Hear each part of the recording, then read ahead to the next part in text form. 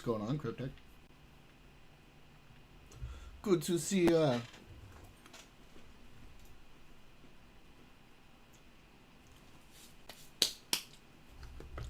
I'm gonna be getting into it. The Supreme Leader is dead. Long live the Long live the Supreme Leader. We have a new guy for however long he's still alive for.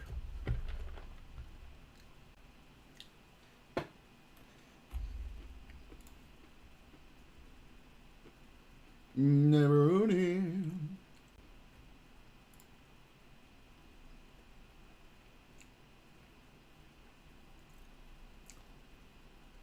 There is a new Mikey and Wyatt, but I'm gonna wait until Aurora is here because I know she's gonna watch it. Want to watch it as well.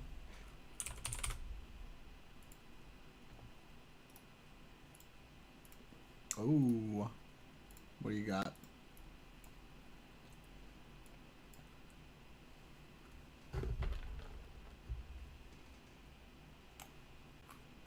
Oh boy, here we go. Here we go. Hi. Hi, hi.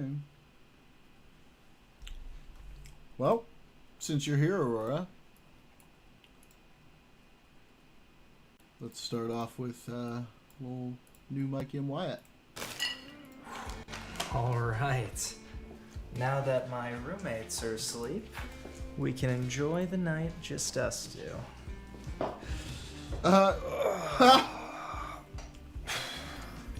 Should I even throw on a movie, or should we just get right into it? We're just gonna get right into it. Perfect. What the fuck? What? Intruder! Intruder! Please don't kill me. Yep. Please don't kill me. I don't want to die. There's so many things I haven't done. I'm not gonna hurt you. I haven't had sex. I haven't had sex. You wouldn't kill a sad virgin, would you? I'm a sad virgin. Please don't kill me. Shut the fuck up! Okay. Mikey, it's me. Who?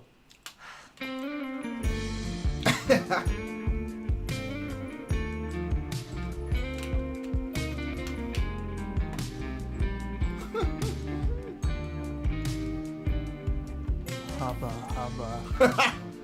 Remember me? Yeah. Of course I remember you. You broke into my house a year ago.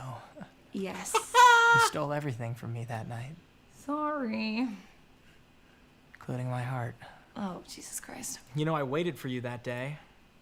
Outside the Claire grocery Sims store, for life. because Not you in the told me to Friend drop you Zone off for series. She's emergency the milk. worst. Oh, shit. I stared at the door for about 48 hours, thinking maybe you got lost in the milk aisle. I'm really sorry I did that to you. Yeah. But I'm here now, so, you know, that's gotta count for something, right? I guess it does. Mm-hmm.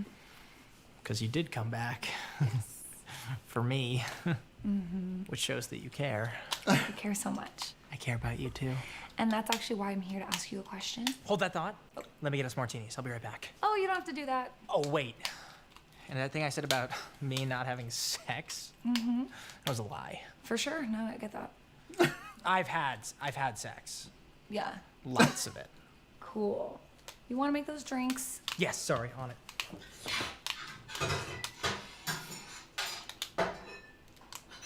Oh no. The sniff test. Hi. Good news, bad news situation. Good news is we're still here. Bad news is I'm out of vermouth. But I do have Mountain Dew if you want. Oh, that's okay. I think we just skipped the whole thing. No drinks? No. Okay. No. I guess we don't need drinks to have fun. Yeah. Let me ask my other girlfriend. Hey, Sydney, you want a drink? Crazy. She can't.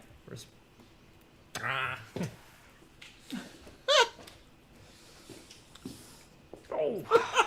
Sydney, scooch over. She's mine. Oh God. Rawr. Oh no. Oh. Whoa. You right? Oh. What was that over there? Do you feel that? On the couch? Oh, God, you're close. Wow. Whoa. It's so good to be here. Run Yeah. straight up. I'm so glad I'm back. So, The call's coming what from was that inside the question that house. you wanted to ask me? Would you help me bury a body?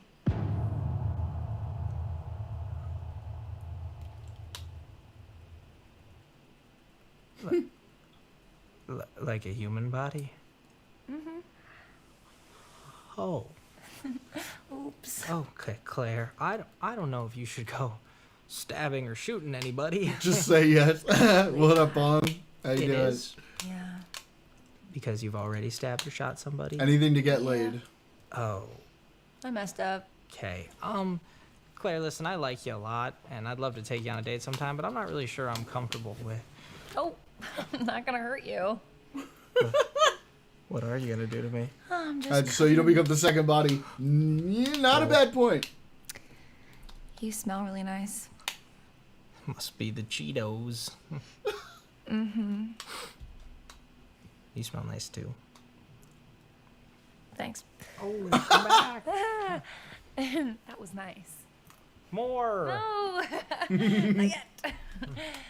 But I really just need a big, strong man to help me. I'm a big, strong man. I know. So will you help me? I don't know. Burying a body is not good, and I could actually go to jail for that. I'd love you forever if you did it. I'll do it. Great. Okay, we're gonna need a bone saw, axes, duffel bag, tape, and we have to move fast because the body is in my car. Wait, sorry. What? I'm getting the butterflies thinking about burying a body. Okay, fine. I'll go get your roommate. I know he likes me. No. Roommate. Okay, no, stop. Clearly, this guy is Hitler 2.0, and I'll help you bury him. Good. Okay. Now let's go. Oh my god. You gotta It's be Wyatt. fucking kidding me. Hey, Wyatt. Get her the fuck out, okay? We're not doing this again. Who are you? Oh my God, Wyatt, chill out. It's fine. Well, Is she here to rob Barcode. us again? Are you here to rob us again? No, she's not here to rob us. Okay, what does that mean, man?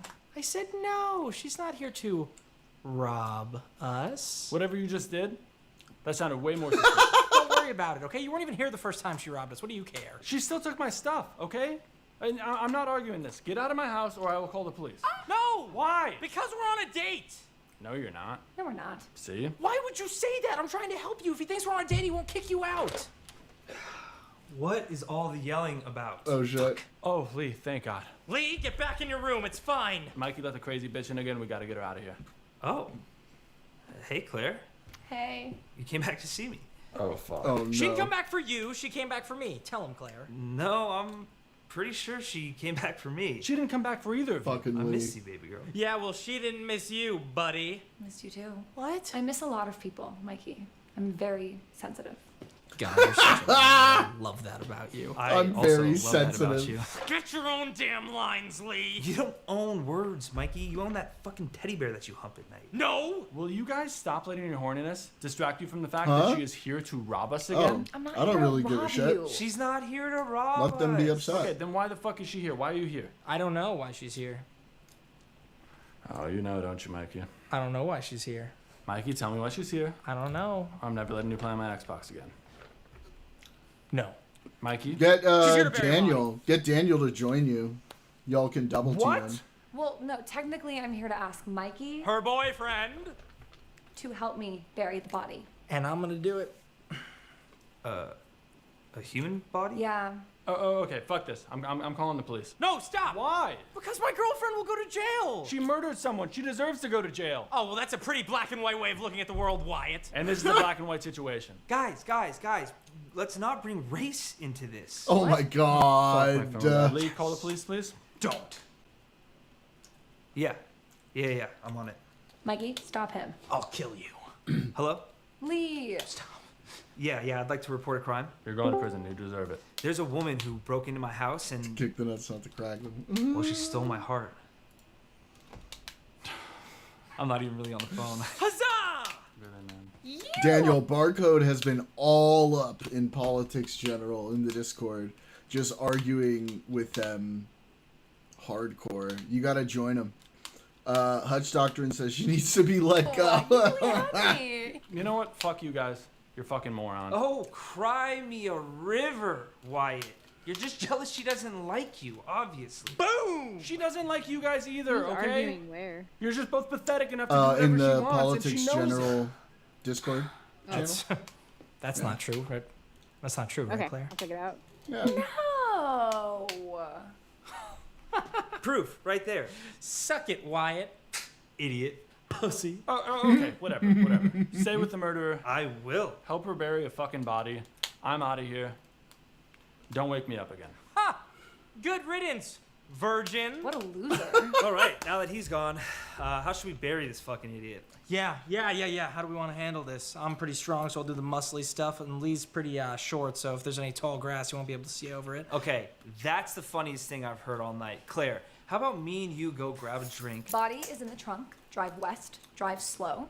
Go deep into the desert. Dig a deep hole. Bury the body. Torch the car. Hitchhike back. Catch it. She threw it at you, dumbass. Wait, what? What are you gonna do? I'm gonna wait right here. What, you're not gonna help us? I'm just a little girl. I can't lift the body. Look, my feet don't even touch the floor. Oh my god. That makes sense. Obviously, yeah, but you're not gonna come with us? Yeah, how do we know you're not just gonna run off on us? Because I would never run off on my heroes. Oh my god. We're your heroes? I'm her hero. You're like a fucking sidekick or something. That's not true, Robin. No, you shut up, Robin. Hear that? I'm Batman. You're my sidekick, Robin. I'm Batman. I'm Batman. No, I'm Batman. No, you're my sidekick. Tell him, Claire. Last one in my car is the sidekick. Drop your pocket. Oh my god. Bye. Thank you. Fucking morons.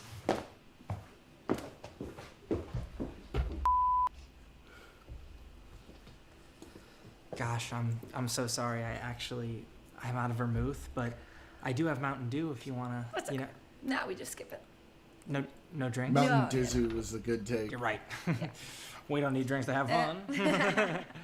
Let me ask the other girl. Sydney, you want anything? Oh. Sydney, what are you doing in my seat? I don't know. Get out of here, you. Finally, just the two of us. Oh, whoa, make room. Big couch. Yeah. Have to- No. yeah. Yeah.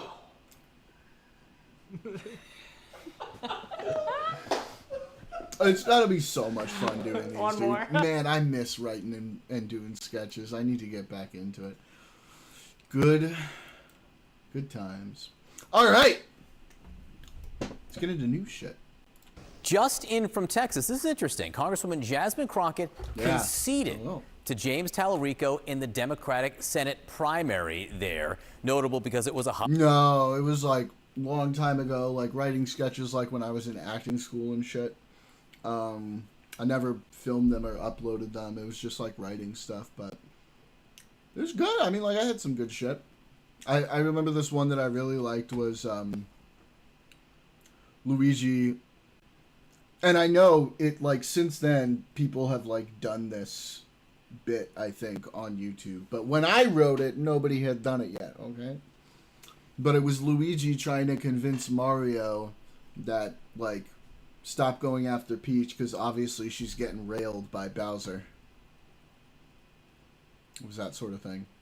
It was hotly pretty funny. contested race, and there were some questions about voting there, but she has now conceded, meaning he has a clear path all the way to November. Oh, another really funny one I did, and funny because, like, it's not funny anymore, was that I had written a funny sketch where Obama is taking questions from Twitter. And it's like, back then when I wrote it, it was like, that's crazy. And like, the questions were all stupid and everything. And it's like, now it's like, oh, okay, that is just the world that we fucking live in. November, not so clear on the Republican side, where there is a runoff between Attorney General Ken Maybe, Paxton Daniel? and the incumbent Republican Senator John Cornyn. So we'll see Yeah, over the next 3 for months sure. who wins there. With us now, CNN chief data analyst Harry Etten. But Definitely. we're not focused No. on who's running. That No. might not be the most important thing here. The most important Down thing to here do might sketches. be who's voting. Who is voting? And I would say the word to describe it for Democrats, tremendous, tremendous turnout. I mean, woof. Let me tell you something. The turnout in Texas for the Democrats, absolutely tremendous. GOP is going to a runoff, which means they're going to need to spend more money. Oh, I have seen this, yeah.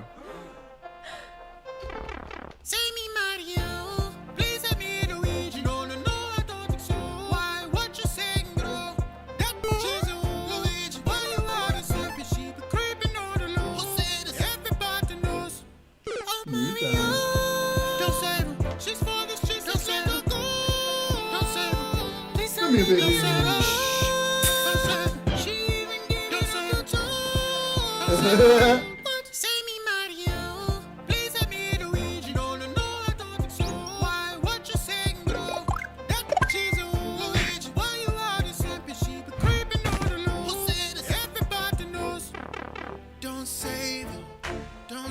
She won't have a record, turn a cheating princess to a housewife. Don't save her, don't save her. Don't let her gaslight, she ain't no victim, she came over last night. Don't save her, she won't have a record, turn a cheating princess to a housewife. Don't save her, don't let her gaslight, be lying when you catch her in the headlight. Save me, Mario, please let me in a way. You don't know I don't think so. Why, what you saying, girl? That bitch is a real age. Why you are creeping on the low? Who said it's everybody knows? That's a classic right there. It's catchy, too, you know?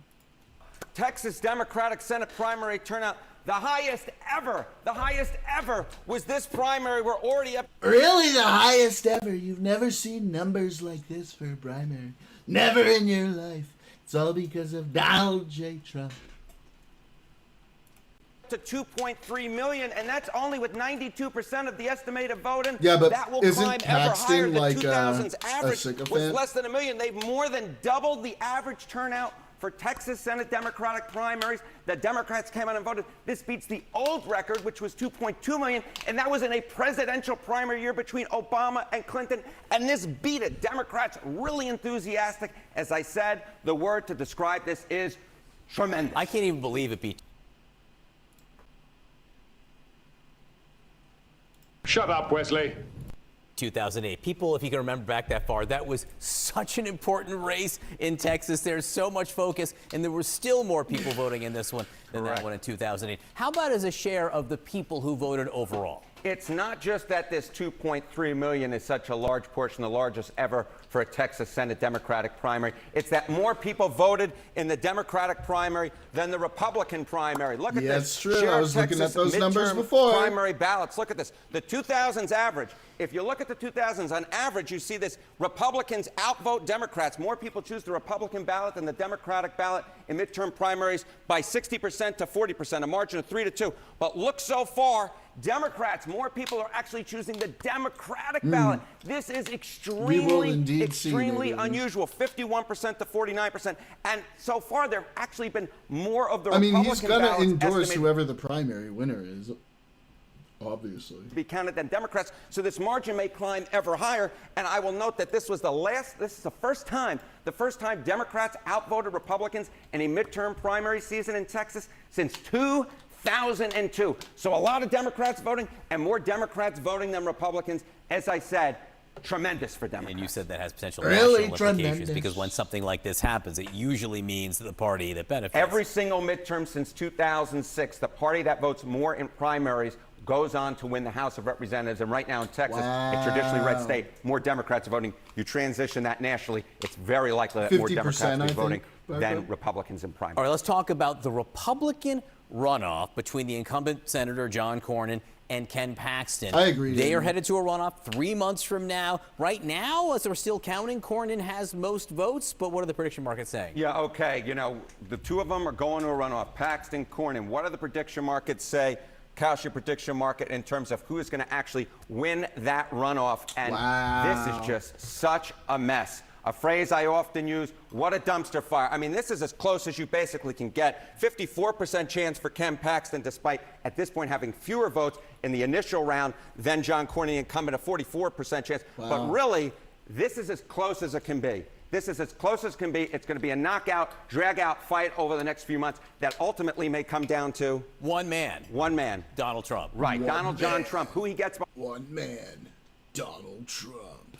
behind, that can make the difference. But at this point, I mean, these two are going to be going together like old boxers, and it could very much help the Democrats' chance in the fall if, in fact, there's some really bad blood left Okay, over. talk to me about that. If it helps the Democratic chances, what does that do to the overall odds in the U.S. Senate? Yeah, overall odds of the U.S. Senate. This is just a segment Could which be, is just neighborhood. great news Could for be. Democrats. And what are we talking about here? I mean, this is, I think, the biggest change that we have seen in the national picture, which was all along we thought that the Democrats would win back the House of Representatives. That was the most likely possibility. But at this point, look at this. Look at the change in odds from a year ago, Yeah, the this chance is of winning wild. the Senate. Republicans had an 81% chance This a is year ago. crazy Look at this. numbers, it is dog. falling through the floor, Crazy falling through the numbers. floor. Now it's just a 56% chance. Democrats' chances way up to a 44% chance. There's a real fight on their hands Republicans have, not just for the House, which they're likely to lose, but for the Senate as well. That is a big change. Harry Adden, great to have you back. And you're you tremendous. very much. Election overtime. There will be a runoff between Republican incumbent Senator John Cornyn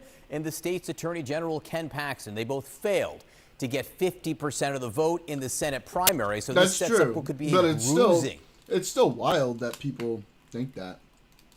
battle over the next 3 months. I refuse to allow a flawed, self-centered, and shameless candidate like Ken Paxton risk everything we've worked so hard to build over these many years. What was Trump's statement on it? I didn't. Here for the recent trend of them being included in the media as other polls. I know. It is interesting, though, neighbor Rooney. I have seen some things showing that they can be more accurate than polls in some instances. John Cornyn has failed us time But and time I've seen it like in passing. I haven't like done a deep dive into how accurate that statement is. again. In his over 40 years of office, you cannot name one single accomplishment that he's done to help the state of Texas. So the runoff there is May 26th, and the winner will face state lawmaker James Tallarico, who won the Democratic primary overnight, defeating Congresswoman Jasmine Crockett. Control of the Senate could be at stake here. The Texas race could be a tipping point. Let's get right to CNN's Arlette That's Saenz true. after a long night in Dallas. Good morning, Arlette. Good morning, John. Republicans here in Texas are bracing for an When the Texas Senate race expects candidate I don't endorse to immediately drop out of the race. Is that fair? This is the greatest time, 3 times record numbers. The highest vote recorded by far. Cannot, for the good of the party and our country itself, be allowed to go on any longer. It must stop now. We have an easy-to-beat, radical left opponent, and we have to totally focus on putting him away quickly and decisively. Both John and Ken ran great races, but not good enough. Now, this one must be perfect. My endorsements within the Republican Party have been virtually insurmountable. That is really not true. It is such an honor to realize and say that almost everyone I endorse wins, and wins by a lot. That's also not true, especially in Texas. I will be making my endorsement soon, and will be asking the candidate that I don't endorse to immediately drop out of the race. Is that fair? We must win in November. Thank you for your attention to this matter, President Donald J. Trump. expensive and potentially bruising Thank you, runoff Malcolm. contest between Senator John Cornyn and incumbent I've never used and Kalshi Attorney in my General life. Ken Paxton. But on the Democratic side, the ticket is set. State Representative James Tallarico defeated Congresswoman Jasmine Crockett. Tallarico really was an unknown figure in Texas politics just a few months before he had. What's the nickname he's gonna come up for Tallarico? I wonder. launched his campaign, but he really rose to popularity with a message that was centered on faith and unity and talking about the need to appeal across the political spectrum. The Democrats would need to bring in independent voters and disillusioned Republicans here in a state like Texas. Last night or overnight, he told his supporters that he believes this is sending a message. James Talarico. You know, he's a really nice guy, actually, but he's weak. Like the Democrats, really weak. To the nation at a time when the temperature in politics is incredibly high. This is proof that there is something happening in Texas. Tonight, the people of our state gave this country a little bit of hope. And a little bit of hope. A little bit of hope is a dangerous thing. Now, Congresswoman Crockett really entered into this race with high name recognition. She was a Democratic firebrand, well known on the national level. She has yet to officially concede to Talarico, as far as we know. Last night, she spoke to reporters saying she didn't think results would be available last night, and talked about some of the concerns that we're seeing in Dallas County relating to rules that cause confusion for voters as they head to their polling locations. She said that she believes there has been a disenfranchisement of some voters here in Texas. But on the Republican side, we are expecting this to be quite a contentious battle. Things have already been heated between Cornyn and Paxton, and that is expected to continue in the coming weeks. We heard Cornyn and Paxton both preview some of their lines of attack last night. Paxton decried the amount of money that was poured into the state to try to boost Cornyn. That was more than $70 million on behalf of Cornyn efforts, really adding to why this became one of the most expensive Senate primaries in U.S. history. Cornyn, meanwhile, has really warned about Paxton's past controversies, his legal and personal scandals, that Cornyn believes will be a drag on Republicans if he becomes the nominee in November. One big question going forward, though, is whether President Donald Trump decides to get into this runoff, decides to endorse a candidate, something he declined to do in the primary, but he's left the door open to. That's certainly something that both camps are pushing for over the next 12 weeks. Yeah, that is the singular question here, because a presidential endorsement could all but end it. Otherwise, 3 bruising months here with the Democrat coasting by. Arlette Saenz in Dallas, thank you very much. What's this? Mr. President, nice to meet you. Thanks for coming. Come on in. Where is everybody? I invited one friend, actually, an old friend of yours. Oh, She they're should here be right Professor Dipshit on Breaking Points, giving his fact-free takes on how Hamas was. Oh boy. Maybe Link we can it, have Daniel. a little bit of a Let's debate. I know watch it's that been a after. decade and you guys are kind of old friends. There's been some new news. Yeah, I have no problem doing that. Do you? I have no problem. As long as I can stand here where he's not going to stalk me. I have Epstein's Island. Well, because he wouldn't invite you, that's why. You're the one person he wouldn't invite, think of it.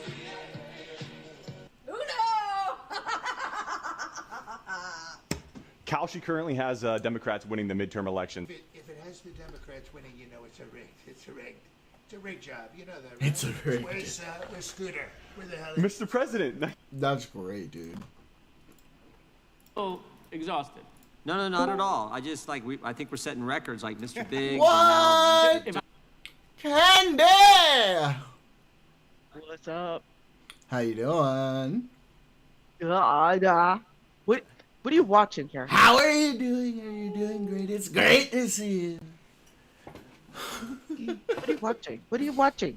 So, no, that's what I can't talk about. No. Oh my yeah, God. I haven't seen. I've just so seen good. a couple clips. I hear like she did not look good in it either. Like it was the total opposite of Pam Bondi, and she just looked weak and sad. Well, yeah, it was the opposite of Pam Bondi, but they did. You know how when Pam Bondi was there, they brought survivors from the sexual abuse survivors. Yeah, okay. I do. Yeah. For Christy Nome, they brought people who were taken by ICE, and then they were like, "How many of you were taken without asking for identification? Raise your hand." And they were like, all of them raised their hand. How many of you, like, they did this same shit to her? I was like, damn. Yup. And Jamie Raskin at the end, he fucking, yo, he Dude, tore her a new Raskin asshole. is Raskin came just a at her badass. hard. And then at the end, he asked a really good question, which she didn't have an answer to. She asked he asked her, how many members of January 6th work for ICE right now? And she was like, oh, I don't know. I don't know. Wow. Yeah. What a loser. All right, let's watch some clips. Which to me says she does know there's some there. She just doesn't know how many. Well, either she knows how many and she's lying, or she doesn't know, and that's pretty fucking crazy and irresponsible considering the significance of those people. No, but they're patriots. They were taking a tour of the fucking Capitol. Yeah, they were just on a little tour. Tour, yeah. I mean, like, you know. Just, the fact that they took a dump and smeared poop all over and destroyed stuff. Yeah, the you poop know, thing was really fucking crazy. Oh my! I still can't believe that. I still can't believe that. But yeah, here let's watch some clips from this gnome testimony. This should be good. I'm still like, did they bring the poop or did they take So let's get started. Either one is just as bad. Jared Moskowitz gifted her a Hey, Coast Guard kind of blanket. weird. I think it'd be weirder if they just dropped their pants and just took a dump, Just as took a opposed shit. to kind of like. Yeah. All right, let's watch these clips. A Vox article, The Mess That Kristi Noem Made. Without objection. Times article, Noem's spending rule causes delays at Homeland Security. Without objection. Politico, vote to overhaul FEMA canceled after leaked report. Without objection. ProPublica, Kristi Noem misled Congress about top aide's role at DHS.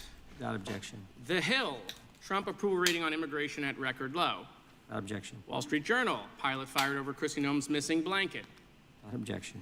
CNN article, sources describe how Homeland Security Secretary Kristi Noem... Jim Jordan just sounding progressively more depressed as he keeps announcing these things over and over. Without objection.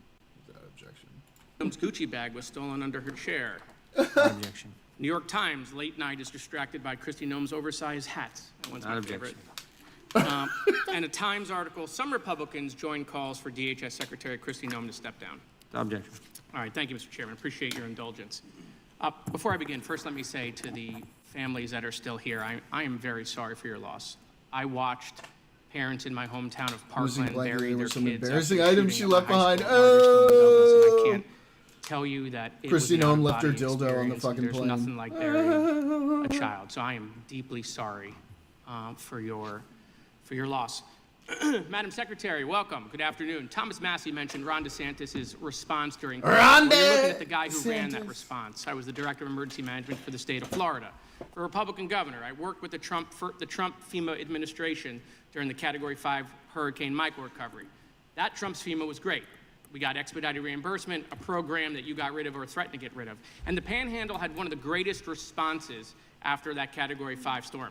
President said he wanted to reform FEMA, but that's not what you did. You've basically destroyed the agency. Largest FEMA backlog in the history of FEMA. My state of Florida is owed $2.5 billion. You have delayed the FEMA disaster declarations even when the applicants meet FEMA's statutory threshold under the Stafford Act. You want states to do more, yet you want to cut the EMPG program. Matt Stafford, MVP. Let's fucking go! Which grants them funding to build capacity. Your office was involved in discussions of moving FEMA to Texas. Let's you created go. a rule of anything over $100,000 has to come to your desk. Probably a rule that was has slowed down Trump-branded FEMA reimbursement, dildo. FEMA response. We have empty regional offices. You have done Let the me opposite. tell you, there's nothing quite like a Trump-branded dildo. That thing will fill you like an acorn. What President Trump wanted to accomplish, which was to speed up the process. Your policies have made the department slower. I didn't think it was possible to make FEMA more bureaucratic, but boy, you have exceeded all my expectations. In the Texas floods, you didn't put the urban search and rescue crews on the road for 72 hours. Days later, the FEMA urban search and rescue chief resigned in protest. You hired 2 people as the administrator with no FEMA experience. We're on our 3rd history of the department. Has that ever happened? The president took presidential action to create the FEMA Council. I supported it. You opposed the FEMA Council. You delayed its beginning. The report has still not come out. The White House canceled your last council meeting and has held up the release of the report. But surprise, I have it. I have it. I want to thank the former FEMA employees that you fired who gave this to me. This report's never been seen in public before, okay? But this is it. This was the report. It was 122 pages, the original draft report. You and Corey Lewandowski then took the report and made it 23 That's pages. true, You cut Daniel. out all the stuff that was put in by governors who had been through disasters, emergency management directors, FEMA experts, national security experts. You cut it all out. It's all gone. That's why the report's not been released. Sitting in the White House trying to figure out this mess that you created. So instead of getting the recommendations we need, now we have nothing. You've called Corey Lewandowski a special government employee. I understand what government means. I understand what employee means, okay? But I don't know what makes him special. Now, I want to give you an opportunity to answer on the record to Ms. Camlogger Dove's I don't know what makes him special. She's like, well, he's retarded. question. I know you said it's garbage, and it may be, but I really think you need to say the word no into the record so that you can clear that up. I think the ridiculousness of this and the tabloids that you are quoting and referencing are insane. And this has been So that's a no? something that I've refuted Is for that a no? years, and I continue to do that. So it's a what no. I would tell you is We when can move in on. regards Hold to on. what you're Madam Secretary, doing, we can move on. I'm not going to belabor it. If it's this is what you do. Hold on. Socialist, I'm not doing anything. liberal left Okay. is you go off and you attack conservative women, and you say that we're either stupid I haven't or said we're anything. sluts. All right, so listen. And that's what you do. Yesterday, I Richard, sir, yes, reclaiming I will my tell time, you, Mr. sir, Chairman. I Mr. am Chairman, neither of reclaiming my those. time. I You am were neither asked by of Richard those. Blumenthal This is from yesterday. the You were asked out by of the Richard Democratic Blumenthal Party. yesterday if Corey was involved in Sleepy. approving contracts. You said no. Do you want to correct that? What I would say is that he has an advisor to the Department of Homeland Security, has no Madam Secretary, decision-making do you want to correct authority. it? Yes or no? You don't want to correct no it? Fine. decision-making authority, hold no on. role in Not a problem. According to one of the FEMA administrators that you fired, there is nothing, including contracts, that is brought to you that he hasn't reviewed.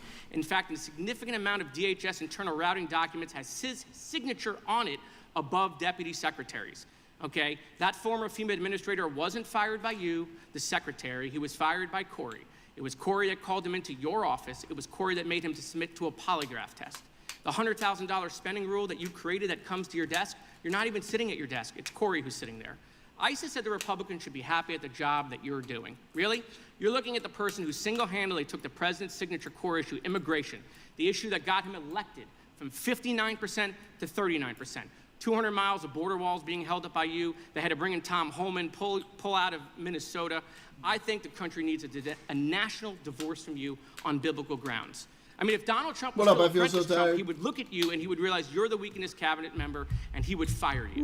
And if the president said to you that only way DHS could reopen is if you resigned, I hope you would take him up on it. Now, I want to end on a happy note, Mr. Chairman, real quickly. The president gave all sorts of stuff out during the State of the Union. I don't want you to leave. I got you a new Coast Guard blankie, the one. Okay, so this is for you. You don't leave empty-handed when you come to judiciary. Thank you, Mr. Chairman. The gentleman has expired. The gentleman from Missouri. Oh, petty, but I kind of love it. Okay, what's this? Netanyahu! The new Ayatollah has been revealed to be in this red Ford Ranger that just cut me off. If you can now, please dispatch every available Israeli F-35 location to establish air superiority and send him to hell where he belongs.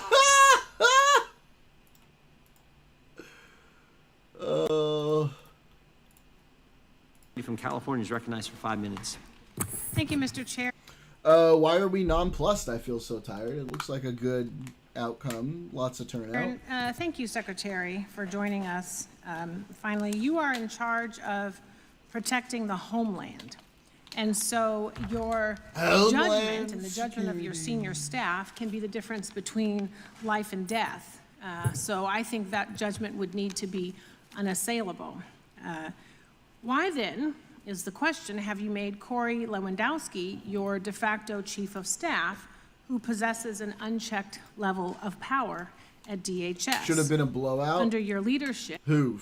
Like for Tallarico? Yep. This person has done things like fire your FEMA administrator while sitting behind your desk, which is your job to do, lobby to build the controversial detention facility known as Alligator Alcatraz, which has turned into a legal boondoggle costing Florida millions, and have veto and reviewing and signing power over large DHS contracts and grants, which again is your job. DHS has critical agency components like the Secret Service, FEMA, Border Patrol, cybersecurity, So does Corey Lewandowski have? I mean, really, the only two candidates who were viable were Tallarico and Crockett. They're both pretty good candidates, and it looks like Crockett's gonna put all of her effort behind Tallarico, so should be fine. Republicans have to do a runoff, which means they're gonna spend a lot of money and time like campaigning against each other, and that helps too. So I don't know. It looks like we're in a pretty good position. Have national security experience, military experience? I mean, I like them both. They're both good. Law enforcement experience? No.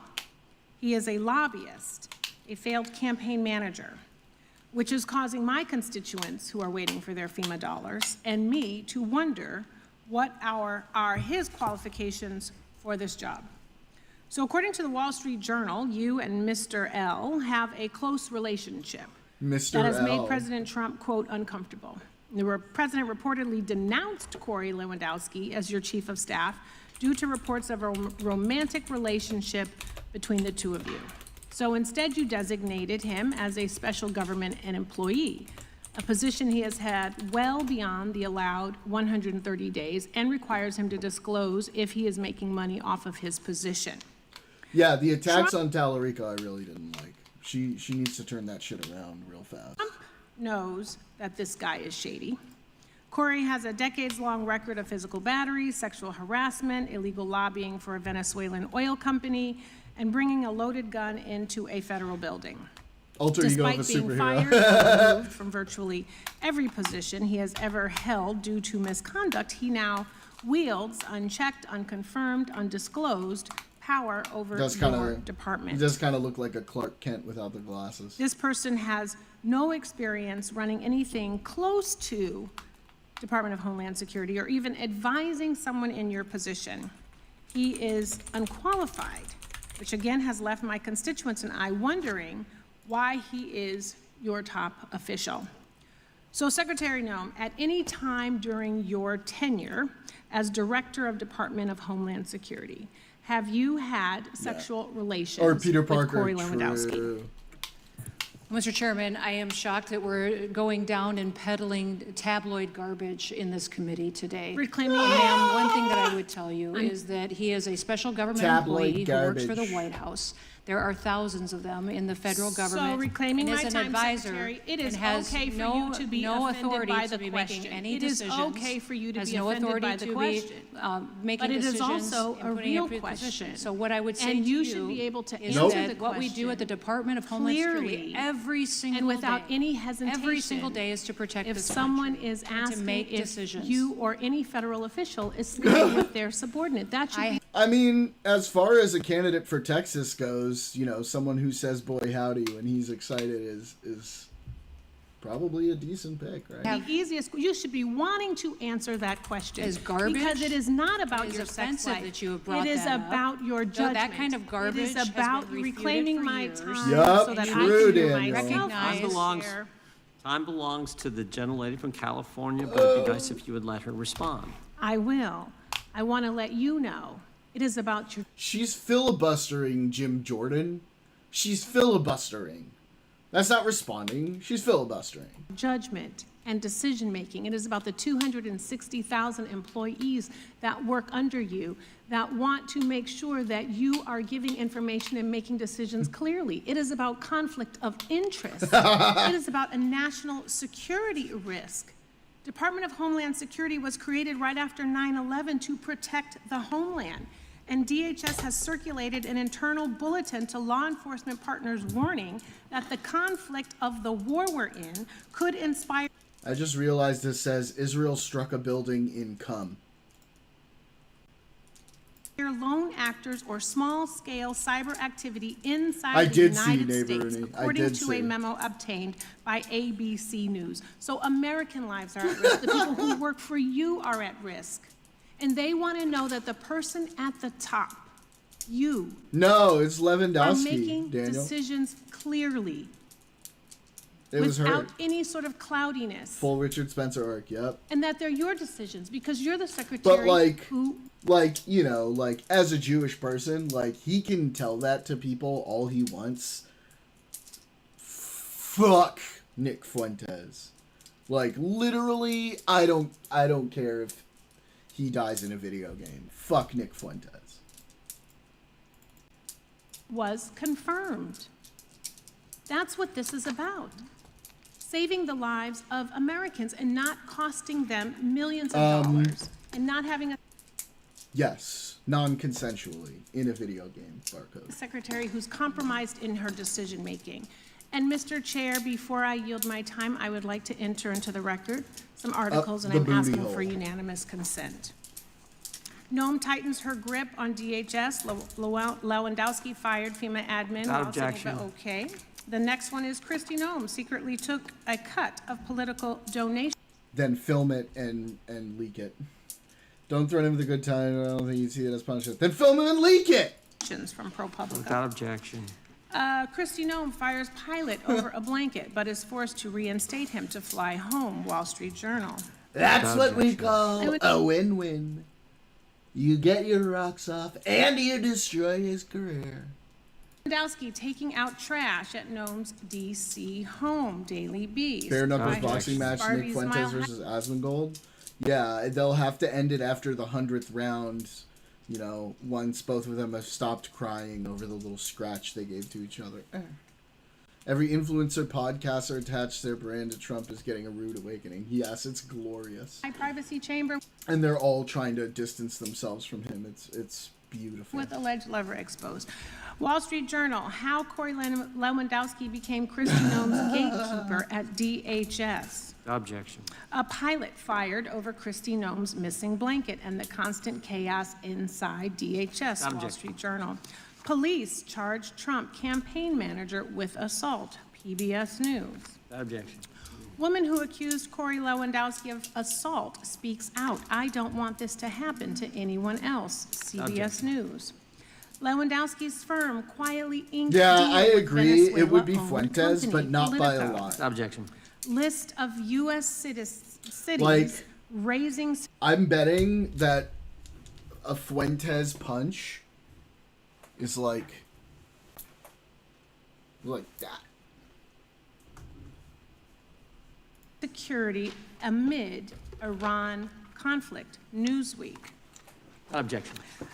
Kristi Nome, I have a few more, I'm sorry. Kristi Nome misled Congress yesterday about top aides' role in DHS contracts. Objection.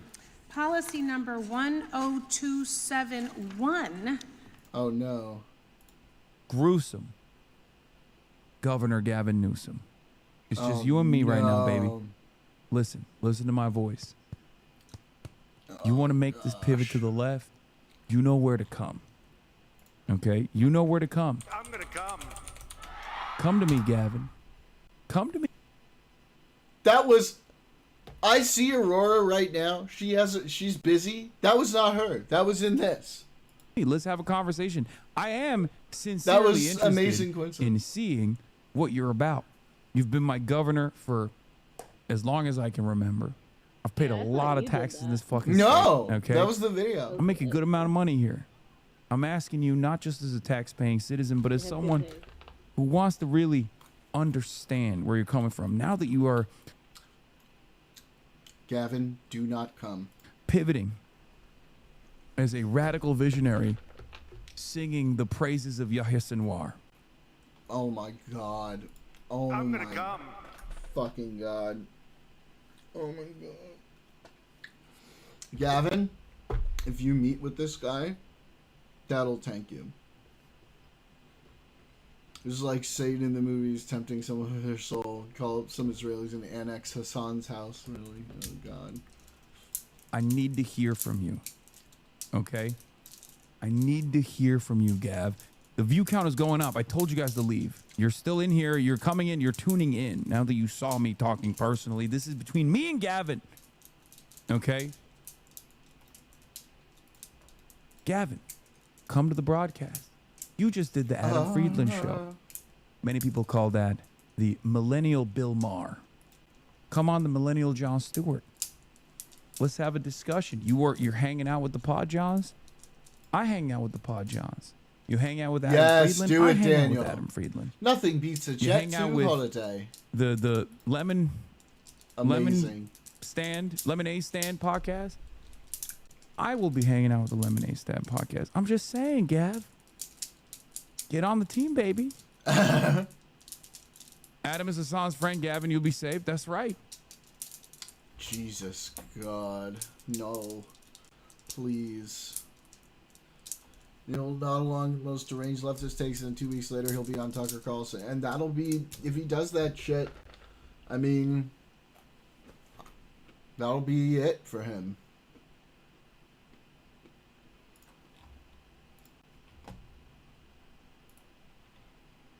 I mean, if you go too far, that'll fuck you.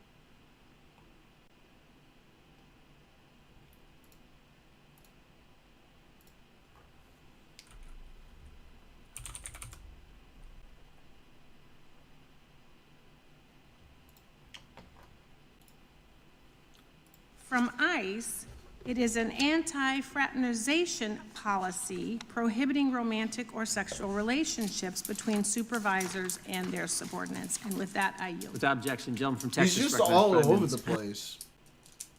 He's been all over the place.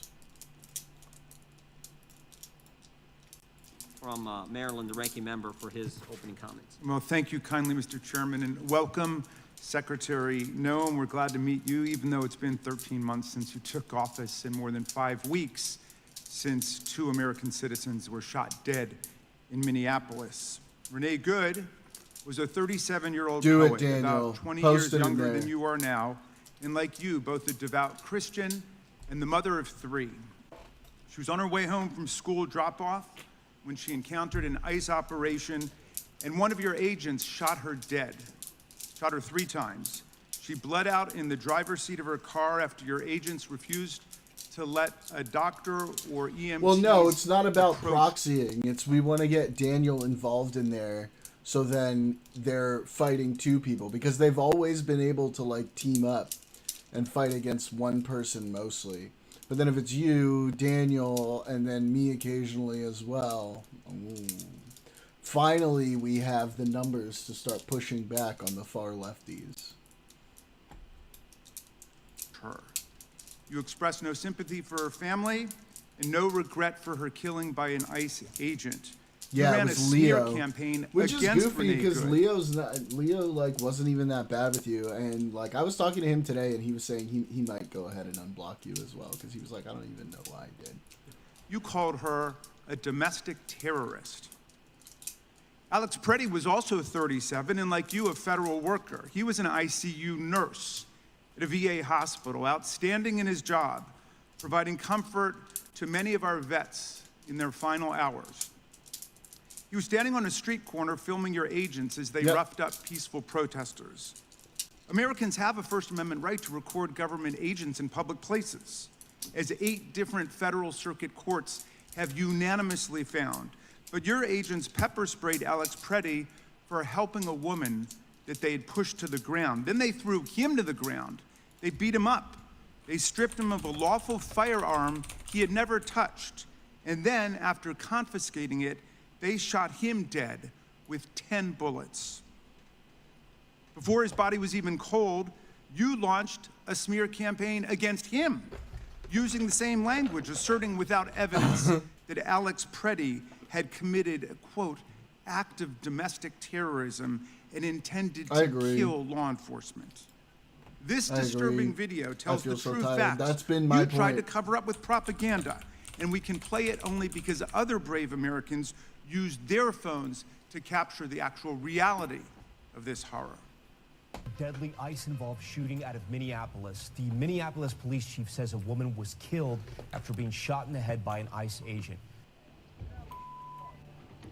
Daniel, no, that ruins it. Just do it yourself. He's giving you the credit. Just take the credit. We're strategizing here, okay?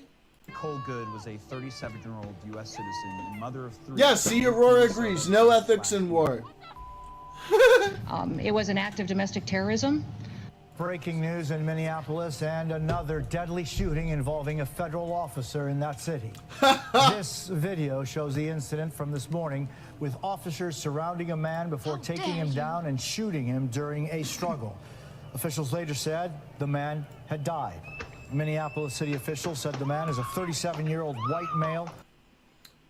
Still, it's Barcode has been in there, like fucking Doctor Strange holding back that fucking water, or like that tornado, using that tornado to hold back that water by himself in Avengers fucking Endgame. All right, just give him an assist.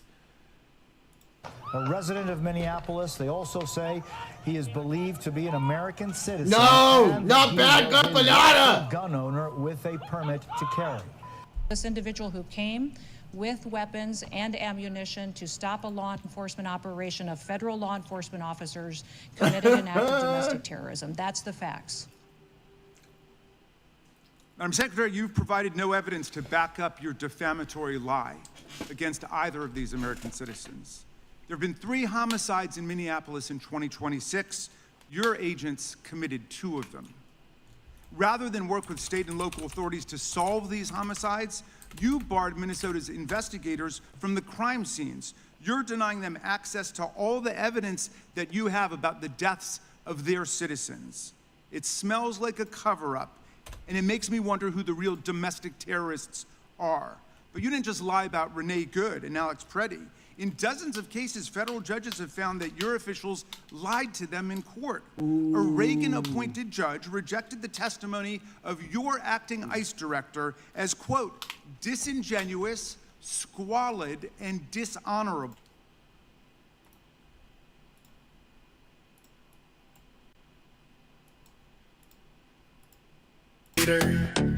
Ayatollah Khamenei is dead.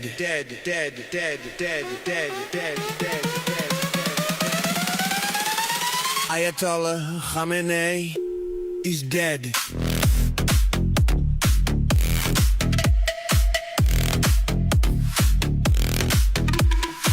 Ayatollah Khamenei is dead.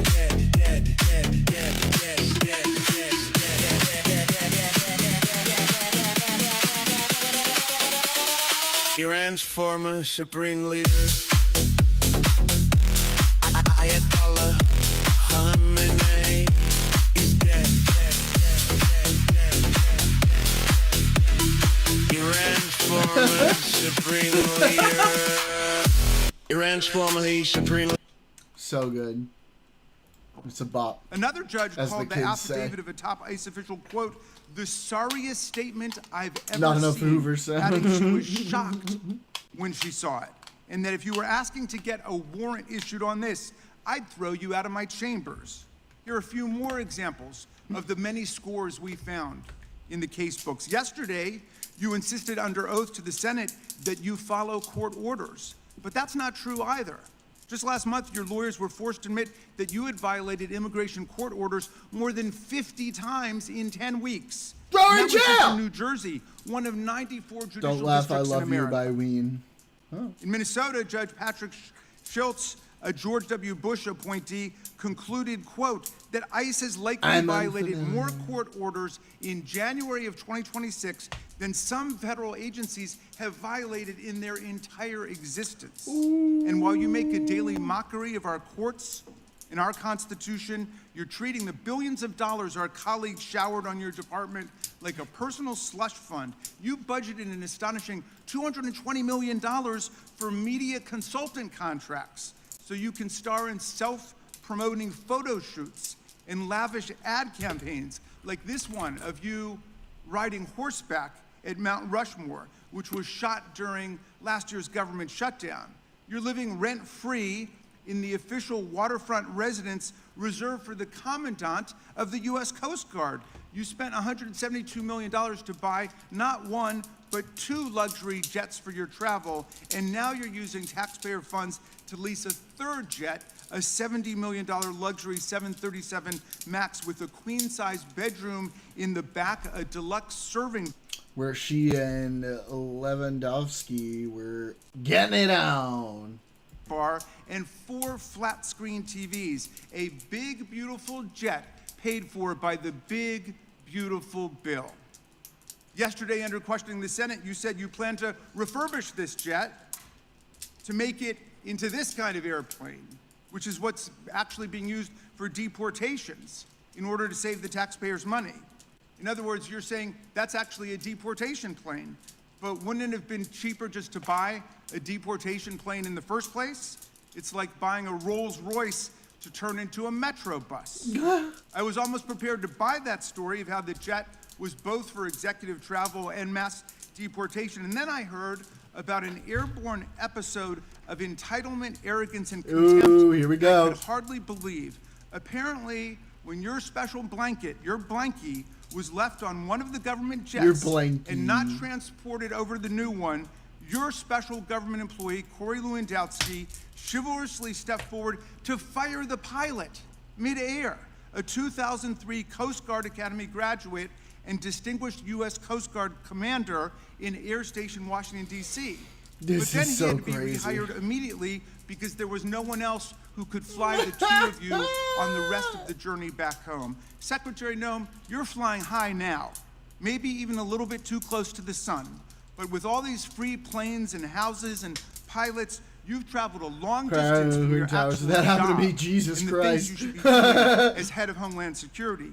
Your agency is charged with protecting the homeland. It includes FEMA, TSA, the Secret Service, the Coast Guard, Barcode. the Cyber Make sure you don't miss what Daniel's dropping in the Politics General right now. Security and Infrastructure Security Agency, as well as ICE and CBP.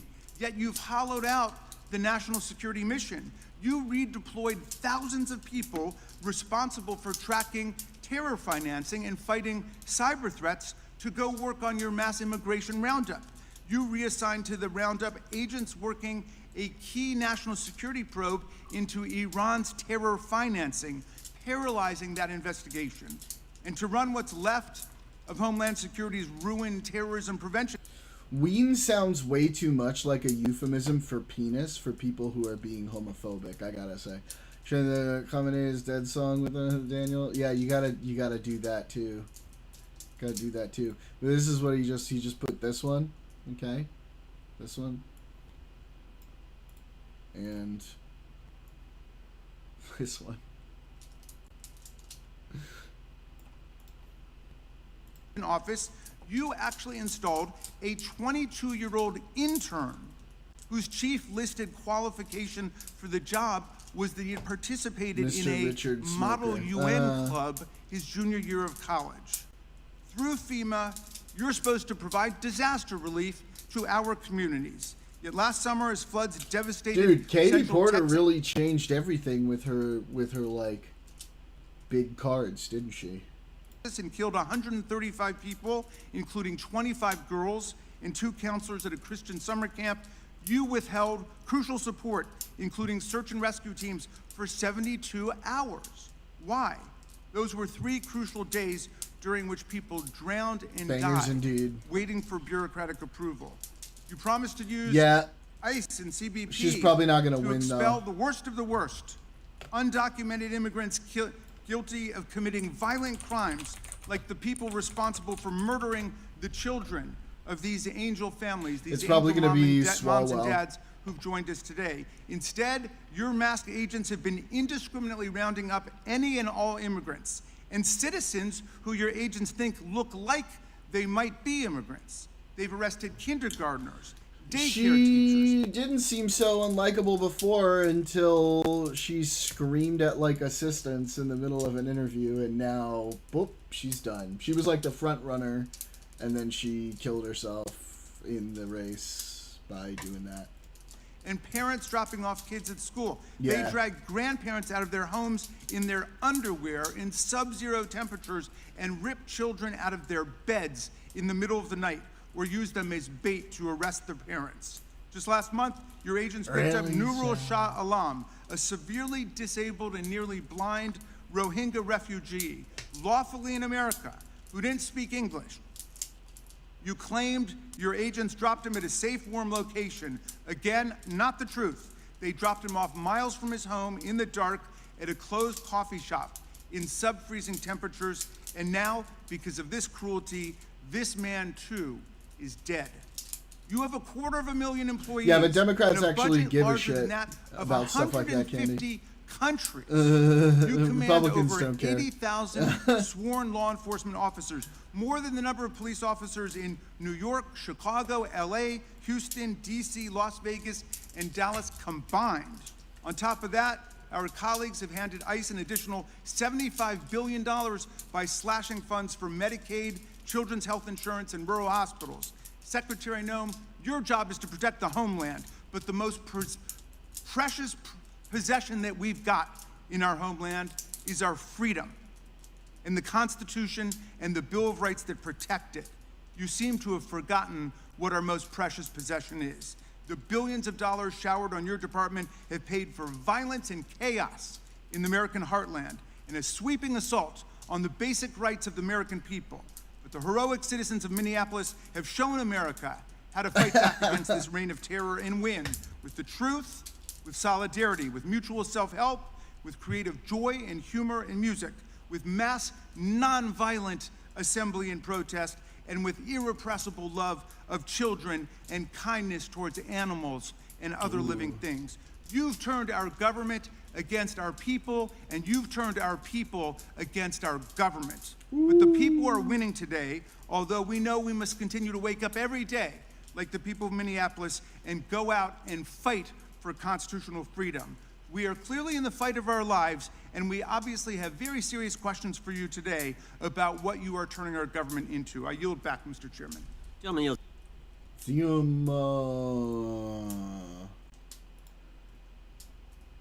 All right. All right, guys, we've got yet another heavy hitter guest and first-time guest on the go, show. Daniel. Professor Zhang, he is the star of the popular YouTube channel Predictive History. He uses game theory to analyze God, this fucking guy, man. past, current, and to predict future geopolitical events. And he joins us now. Professor, great to have you. Good to see you, sir. Thanks for inviting me. Yeah, of course. So, And of course, of course, it's on Breaking Points, right? Of course, it's on Breaking Points. For people who aren't familiar with your work, I wanted to show folks that back in 2024, you made 3 big predictions. 1, that Trump would win. 2, that he would start a war with Iran. And 3, that the U.S. would lose that war. Let's take a listen to that. In this class, this semester, I'm making 3 big predictions, right? 3. First is that Trump will win in November. Second is that of course, the United States will go to war against Iran. And the third big prediction is that the United States will lose this war, which will forever change. I'm about to show you something that makes me furious every time I see it. This is a real tax return from someone making $284,000. I was like, why do I have ads right now?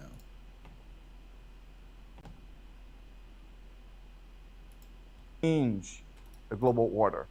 So obviously that last one is the only one who is... What is his criteria? First of all, what is his criteria for losing? What does that mean exactly? I hope they ask him. But also, how do you figure, bro? They're getting spanked right now. That has not yet come to fruition is quite a stunning prediction. You know, do you stand by it? And what Sleepy, have you seen he's this fucking retard that all the lefties love because all his predictions are like anti-Western hegemony and anti-Israel. Far that leads you to sort of stand firm in that conclusion? So, given my analysis of how the war is progressing, I think that Iran has many more advantages over the United States.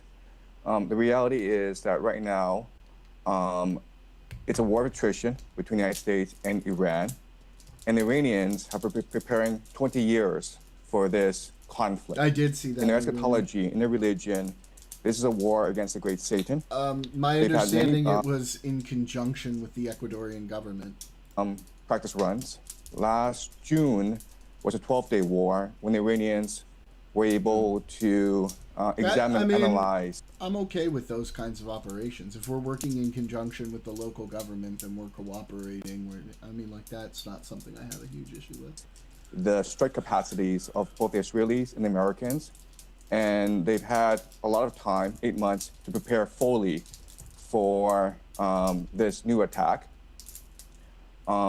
They, through their proxies, the Houthis, Hezbollah, Hamas, and the Shia militias, have been able to really grasp the American mentality, and now they have a pretty good strategy of how to weaken and ultimately destroy the American empire. So, based on what? Huh?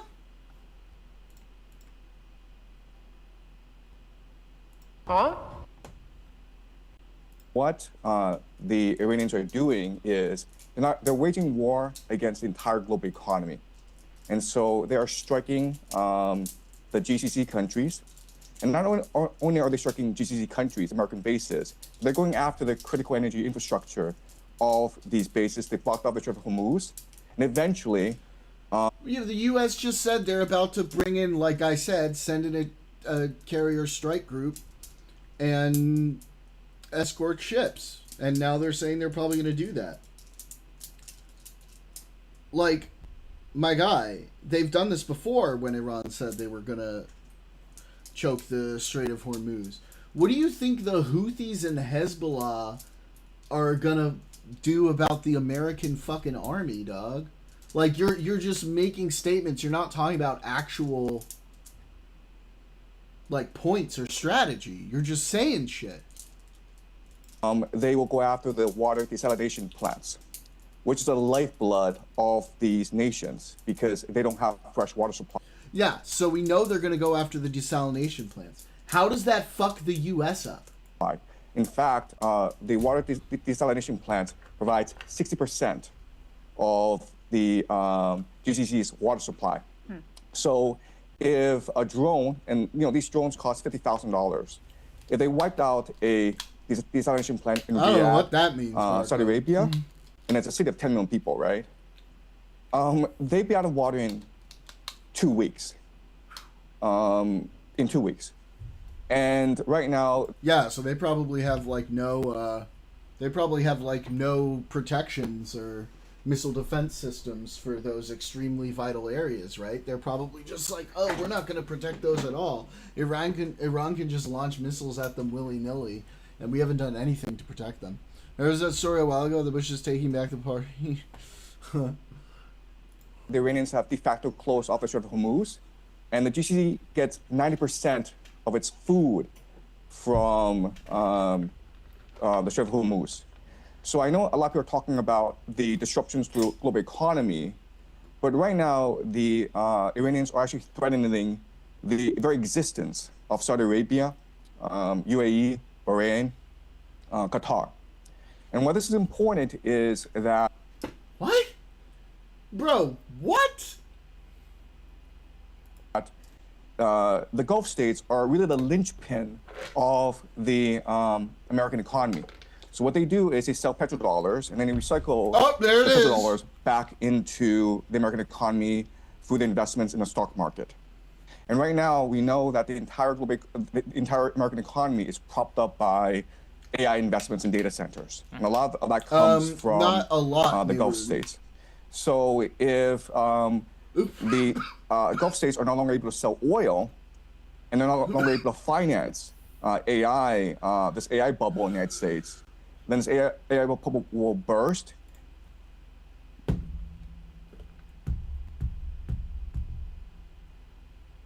What is he talking about, bro? What does he think? Does he really think that the only thing funding AI is oil? Aren't there like way larger industries that are funding AI? Isn't tech the one that's largely funding AI? Like, what is he talking about? I did hear that Iran was blowing up Amazon data centers. Anthropic's AI Cloud was down a couple times the last couple days.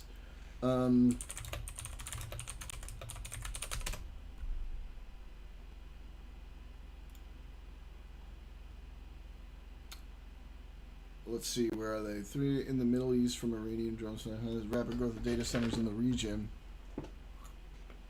2 data centers in the UAE were directly struck and another facility in Bahrain was damaged after a drone landed nearby. Structural damage disrupted power delivery to our infrastructure and in some cases required fire suppression.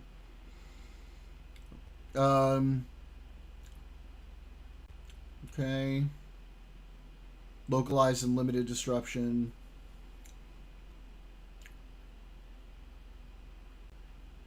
Yeah, I mean, they can usually just reroute to a different node. That's the thing. AWS is pretty widely distributed. I don't know how much it's actually going to disrupt things. And with it, will burst as well the entire American economy, which is really a financial Ponzi scheme. Right. So that's a dire situation that the Americans are facing right now. Yeah, I mean, to your point, sir, an Amazon data center was literally hit in the UAE. And now, of course, big tech companies, which were looking at the UAE as a major potential data center investment hub with cheap and abundant. Wow, that's going to destroy the whole AI bubble. It's not as if there's basically an entire rest of the world for you to build. This is such stupid analysis, dude. Like, there's so many places you can build data centers. They're data centers. What kind of fucking retard analysis is this? Abundant energy, probably going to be rethinking that. We also wanted to talk to you about munitions. We can put this next one up here on the screen. The United States is racing to accomplish Iran mission before munitions run out. This is specifically around interceptor math. There's a famous video just from yesterday. So I've been seeing this, people claim this a lot. Isn't this just about munitions that they directly have in the area? Because, like, that's the thing, is they send people over and they're like, infrastructure requirements are actually pretty crazy. I mean, there are a lot of places where data centers are built. Infrastructure requirements are high, obviously, but they can be built there as long as you have high-speed connections nearby. Or like a way to hook them up to like high-speed fiber optics, good cooling and things like that. The idea that we have to build them in the Middle East doesn't make sense. There's a lot of places you can build data centers. In Israel, which shows a single Iranian ballistic missile, which is being targeted by some 11 different interceptors, all of which miss. Most of those come from the United States, not to mention all of the different bases, the GCC countries that you just talked about, and the asymmetry of the cost. It's $1 million for a missile, tens of millions per interceptor in some of these cases. With these munitions running out, how does that change the global picture? So you're in China, obviously, much of the stocks in Asia of the United States are likely to have to be cannibalized if this were to go on. How's that going to affect the global picture here?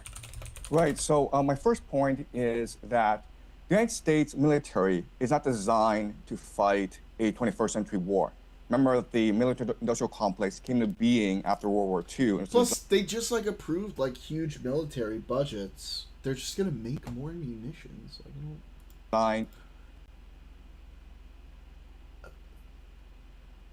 It feels like people aren't. Yeah, it takes a little time, but like they just build more. Hope to see economies lose control of Cuba, but yeah, they aren't really provoking us. U.S. $38 trillion in debt. We ain't concerned yet. Like the Cold War, and the Cold War was really about muscle flexing, about who was able to send people up into space, who was the first to get the person on the moon, who had the more complex missile systems, and so the entire American military strategy revolves around very sophisticated technology that costs a lot of money to build, and that's what the American air defense system is basically, and that's why we're seeing this asymmetry, as you point out, in this war, where you have these $1 million missiles trying to take out these $50,000 drones, and it's not sustainable. What up, Scarecrow? In the long term. And so what we're seeing because they were is specifically really using those data centers, and they just switched and it works again. Yeah. Where he dies in a crazy train, like you going down the Brazilian. Oh, you motherfucker! Entering of the aura of invincibility and inevitability that sustained American hegemony for the past 20 years, especially after the collapse of the Soviet Union. And this is really a reordering of not just the global economy, because this signals the collapse of the petrodollar, and with it, the entire U.S. dollar-based reserve currency system, but also the global hegemony of the United States. We're moving towards a multipolar world. Professor, this morning, Secretary of War Pete Hegseth was asked a question about potential ground troops in Iran. Fucking cowboys suck, man. He refused to rule out that possibility. And he said, oh, well, we're not going to project to you what we will or will not do, but we don't want to, rule anything out. We will do what it takes. Do you think that America will end up invading Iran from the ground, since it's already becoming relatively clear they won't be able to accomplish the goal of regime change or even regime collapse using just air power alone?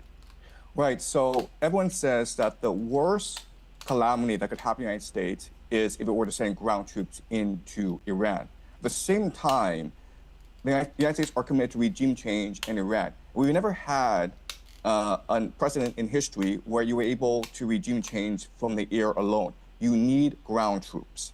And so unfortunately, what's going to happen over the next few months is that pressure will build on America to send ground troops. This is not like a crazy insight or prediction. Trump has been floating that he might need to use ground troops.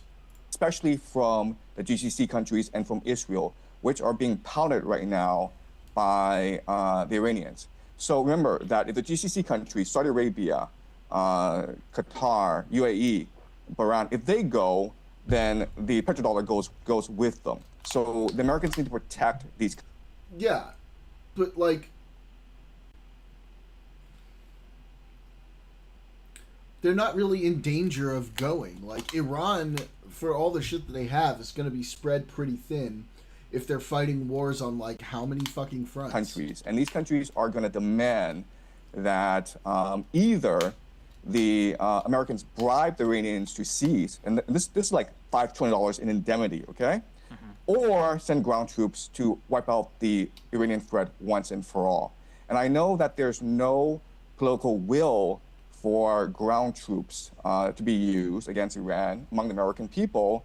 But remember that 78% of American people was against initial strikes against Iran in the first place. Right. And one of the things that really comes into question, I think, with all of this, sir, when we're looking at the geopolitical picture and the sacrificing in much of this from the United States on behalf of Israel, is kind of a question as to who and what won. We're actually curious for your view on a... Wait, who is he looking at? Disputed report here from the Washington Post. We can put it up here on the screen, F3. A push from the Saudis. Israel helped move Trump to attack Iran. Now, this has been internally disputed by Saudi Arabia, saying that they did not push the Trump administration to attack Iran. However, this is clearly an authorized leak from our own government. Are you drinking Pedialyte, bro? I need it. Use both your eyes. Show me. Are you drinking?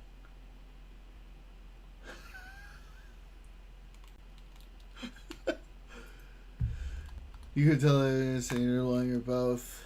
Yeah, I mean, that's true. That feels hard.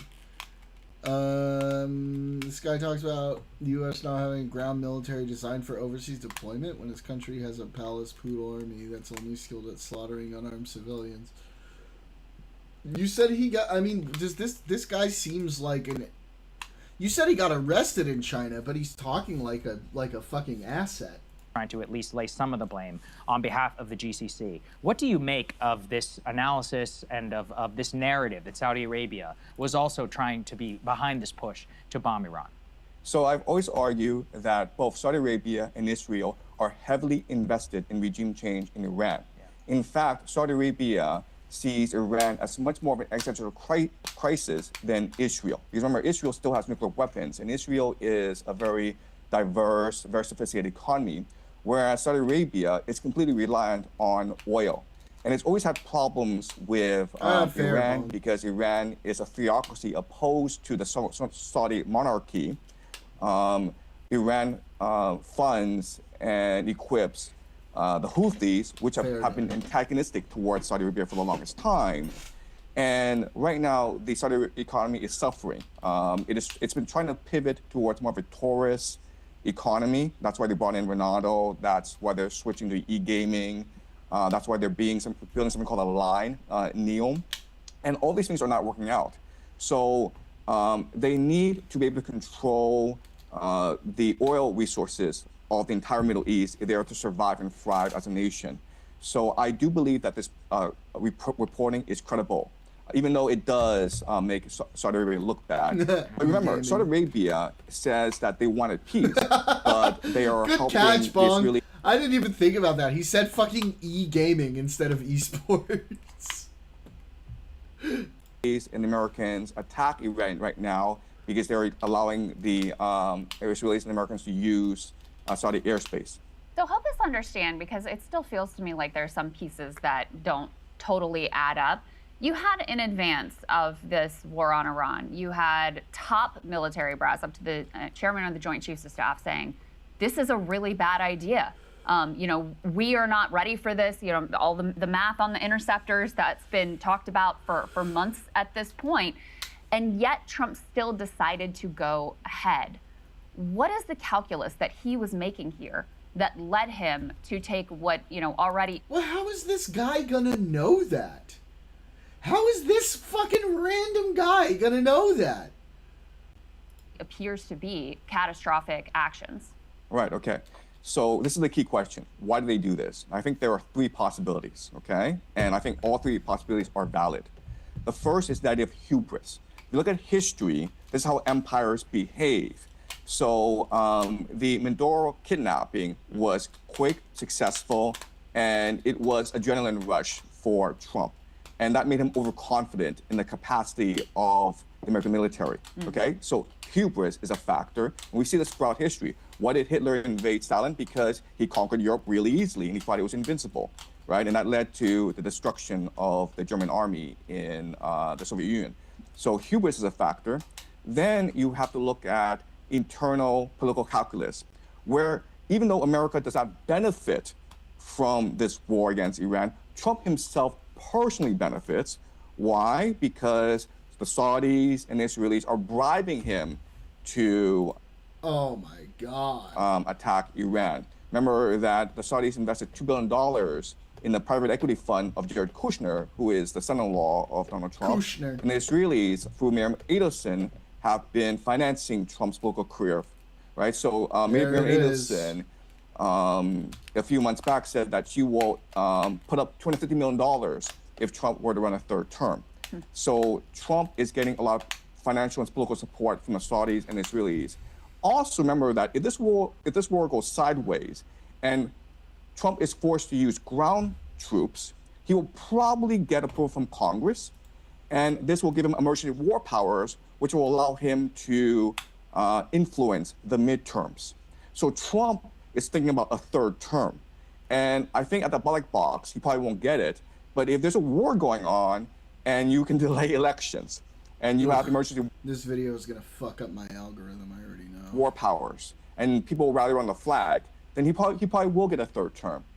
And the last factor that is very important is the eschatological factor, where if you look at the Epstein files, it's clear that we are run by secret societies. It's clear that the world is run by these individuals who have a lot of power. We don't know who they are, but they control the military, they control the national security apparatus. And wait a minute, what? Files. It's clear that we are run by secret societies. It's clear that the world is run by these individuals who have a lot of power. We don't know who they are, but they control the military, they control the national security apparatus. And these people, there are different names for these people. You can call them the Illuminati. And the Illuminati are...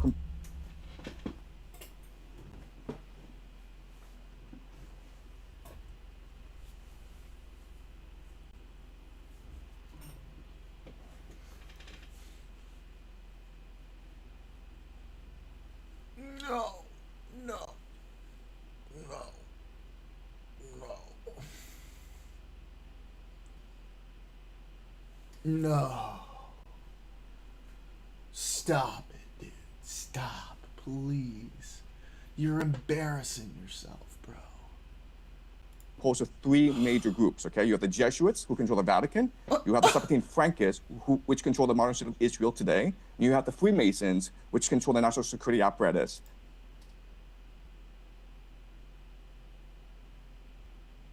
Of the United States. And they believe that Israel, this war in the Middle East, is key to the end times in creating heaven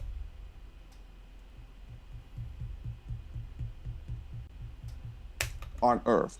So it's almost like a script that they're following, even though it doesn't make any geopolitical sense. Okay, so I would say that these three are the best reasons why this is happening. Wow. Wow. Wow. Look at this. Look at these fucking retards sitting there with straight faces like, wow, that all made so much sense. Bro. Oh my god. This is crazy. Why do you not have looks on your faces like, what the fuck is this guy talking about? Well, sir, I hope you come back. This was very informative, I think, for both of us. We deeply appreciate your time. Thank you. Thank you. Hey, if you like that video... I did not like that video. You're getting a thumbs down. Fuck you.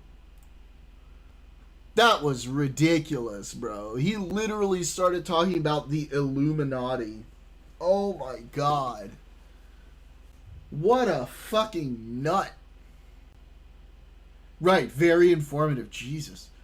Chinese, he has his own YouTube, his own Twitter. I think TikTok also. All those media are banned in China. The only exception for Western media is being a CCP government official or employee. I don't know if he might have been. He doesn't live in China, Daniel. Doesn't he live, like, in the States or something? Good lord, bro. That was AIDS for the brain. Fucking hell. Ugh. I feel more retarded after watching that. I feel more retarded. Holy shit.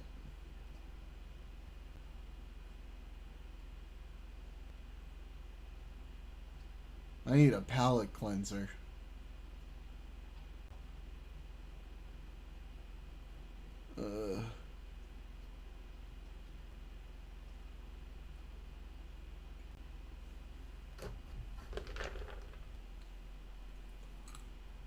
Oh, shoot.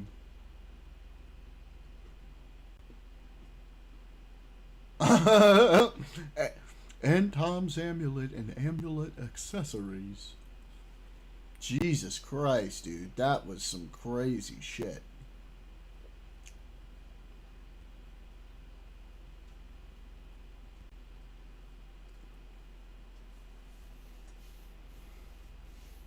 Let's see though, if the U.S. absolutely fucking just destroys Iran and like fucks up the regime or whatever, I'm not assuming the regime change is going to work, by the way, but let's say that happens, or let's say the U.S. just doesn't like lose, but like they bomb a bunch, they make a deal, and then they finish, right? Like, is anybody going to bring this fucking retard back on breaking points and be like, hey retard, why were you fucking wrong?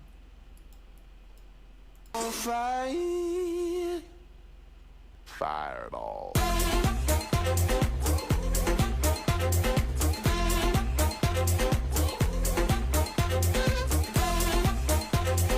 Did anyone let him know that an Iranian warship was sunk today, by the way? Did anyone inform him of that? Fireball. Sticks and stones may break my bones, but I don't care what I say. Cause as the world turns, y'all boys gonna learn that this shit go right here don't play. That's fun. That's fun. Y'all missed it. A lot of y'all missed it. We had a dance a few days ago because I did a stream on Saturday after Khamenei was announced dead, right? So y'all can join in for it. We can enjoy this a little bit all together again.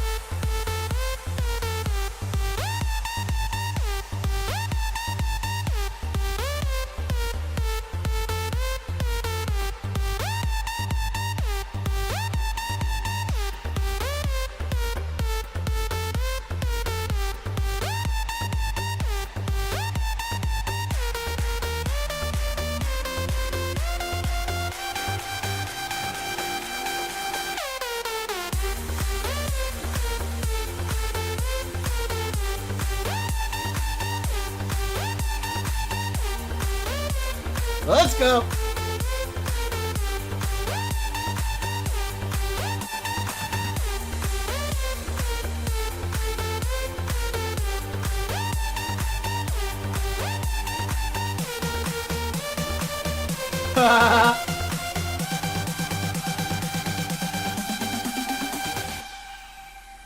Fuck off, bozo. You dead. Hell yeah.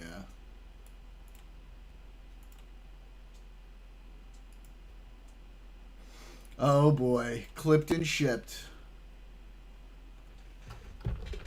Nice. Suck it, Axis of Resistance. Yes.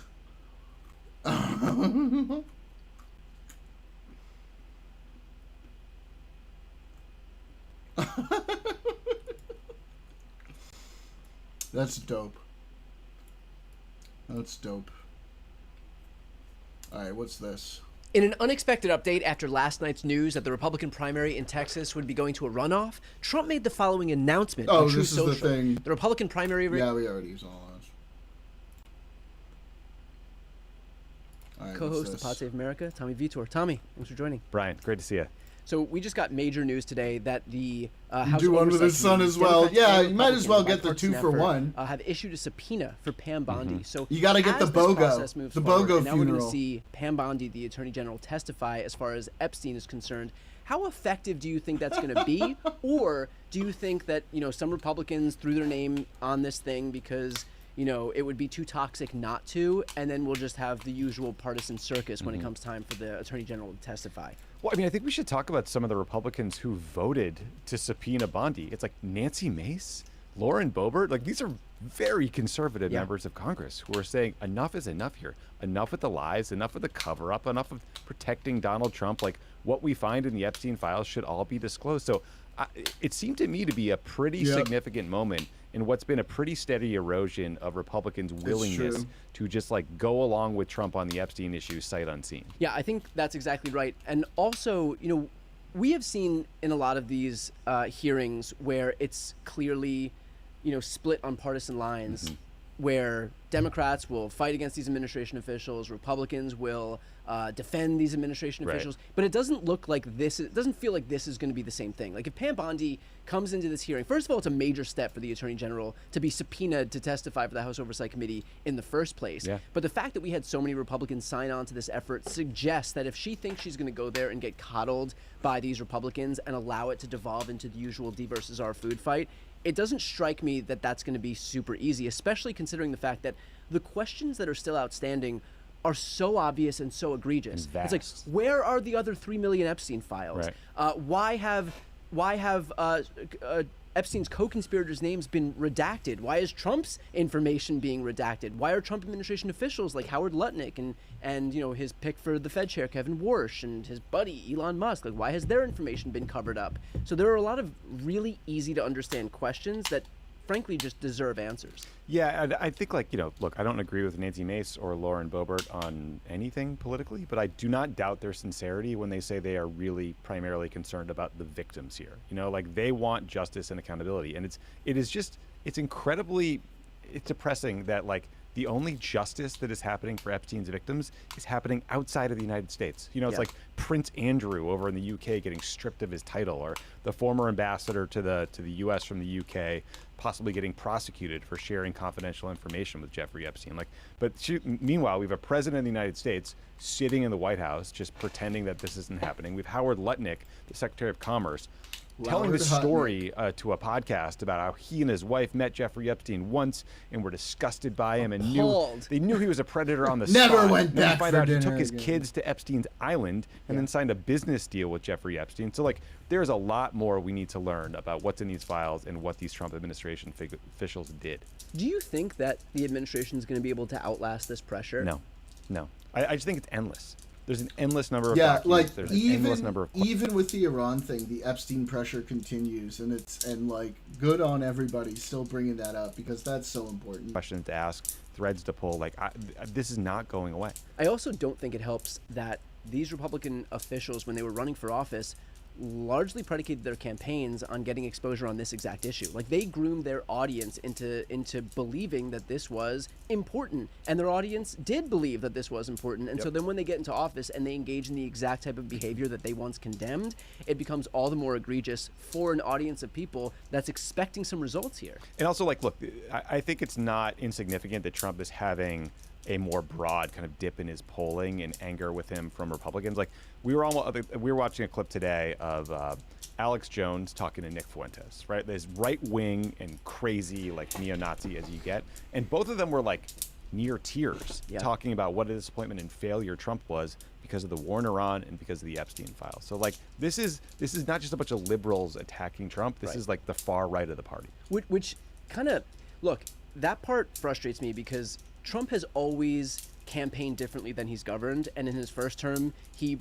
promised his supporters that he was going to deliver an infrastructure law that never materialized, a healthcare plan that was cheaper and more comprehensive that never materialized, a middle-class tax cut that never materialized, a jobs boom, a manufacturing renaissance. 2 weeks away from a all concept of this. of a plan. Yeah, and all he did, his only legislative achievement when he was in office his first term was a tax cut that overwhelmingly favored millionaires and billionaires. Did the exact same thing, ran it back exactly the same way this term, where he promised lower groceries and cheaper housing and rent and talking about the price of a fucking egg. And then he gets into office, and what does he do? Passes another tax cut that overwhelmingly favors millionaires and billionaires, starts hosting crypto dinners, cuts Medicare for the poorest Americans, cuts food assistance for the poorest Americans, launches a trade war that raised prices.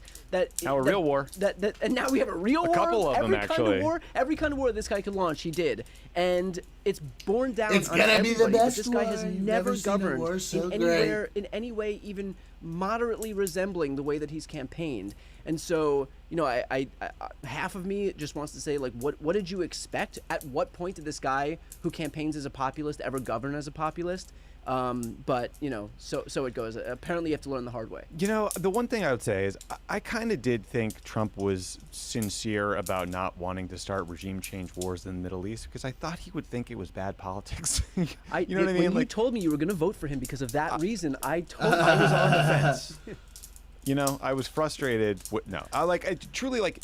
This is going to go badly, and it's going to destroy his political legacy. And the fact that he doesn't understand that, I mean, look, maybe he's just an idiot. That's how you explain it, but here we are. And look, as bad as things are going for Trump, it seems to be filtering down to the rest of his administration, just as incompetent and griftery as he is. So we have Kristi Noem, the Homeland Security Secretary, who is having a rough... Like, imagine if we had a Secretary of Defense who wasn't an incompetent drunk. Just imagine. Time in front of these members of Congress, even the Republican members of Congress and senators who are losing their patience with her incompetence. I think we have a clip from today's hearing. So, Secretary Noem, at any time during your tenure as Director of Department of Homeland Security, have you had sexual relations with Corey Lewandowski? I did not have sexual relations with that man. Mr. Chairman, I am shocked that we're going down and peddling tabloid garbage in this committee. Yeah, except tabloid garbage was like a literal entire impeachment of a former Democrat president. I think you mean the Secretary of War. Please use his preferred pronouns. You're right. I'm sorry. I didn't mean to. I didn't mean to do that. Today. Reclaiming and my... ma'am, one thing that I would tell you is that he is a special government employee who works for the White House.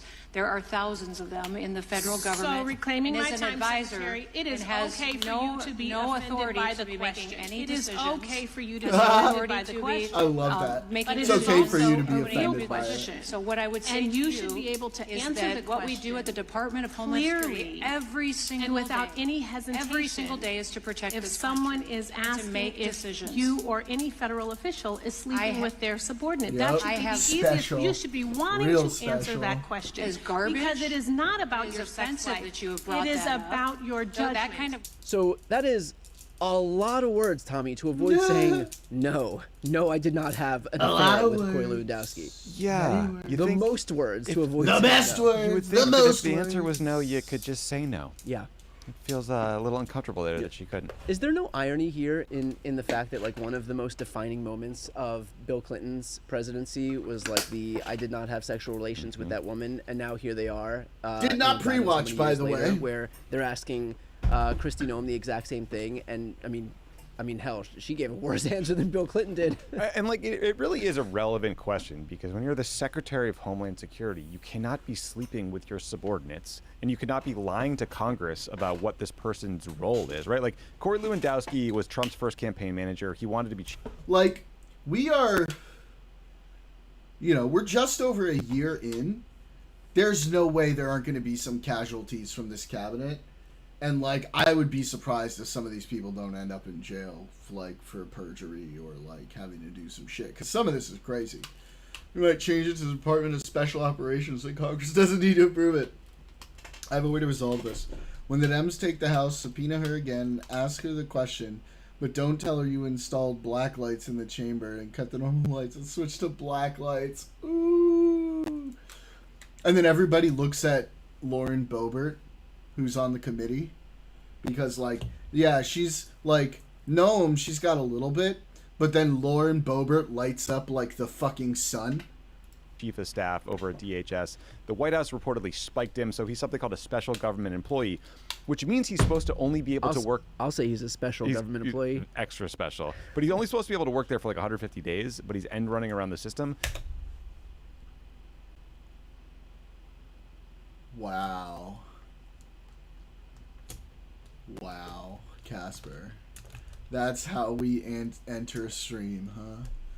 No. Because they weren't really for him. They were expecting a establishment figure. Yeah. No, that's true. But, like, at this point, like, it's been so bad. I don't see zero casualties happening. Oh my god, I can't believe it. Oh my god. Alright, here we go. Oh shit.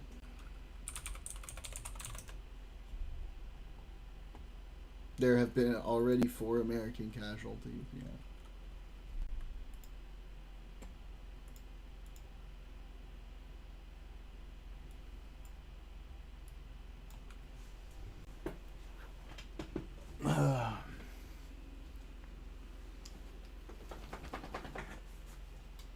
Come on, Meeks.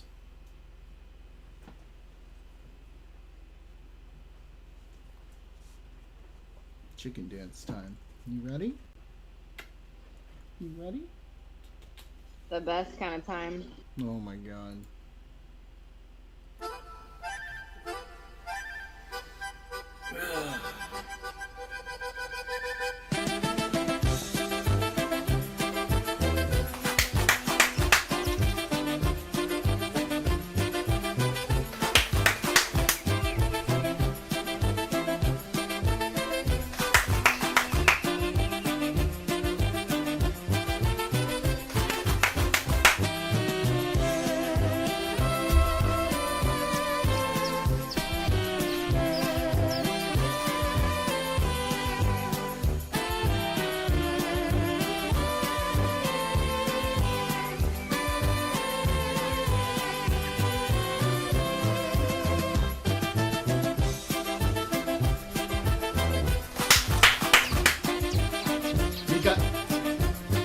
No, don't you go anywhere.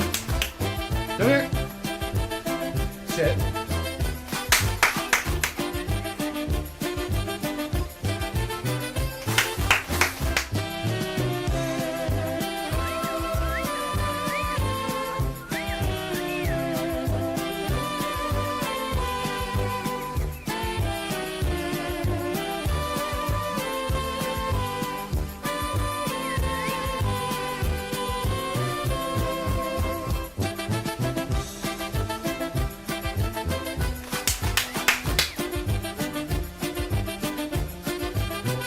Rika.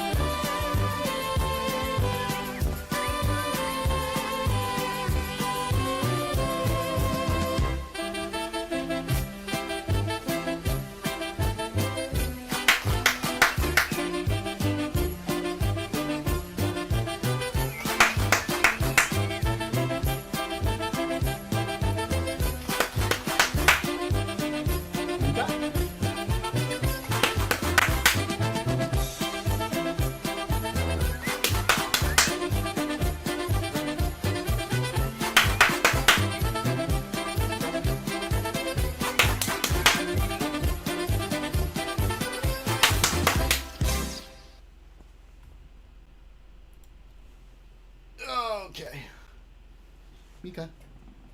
Say goodbye. Say goodbye. Say bye.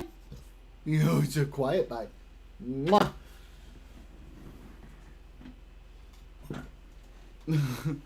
She's like, I'm done. I'm done with this craziness. Ooh. All right. What is this? Oh, jeez.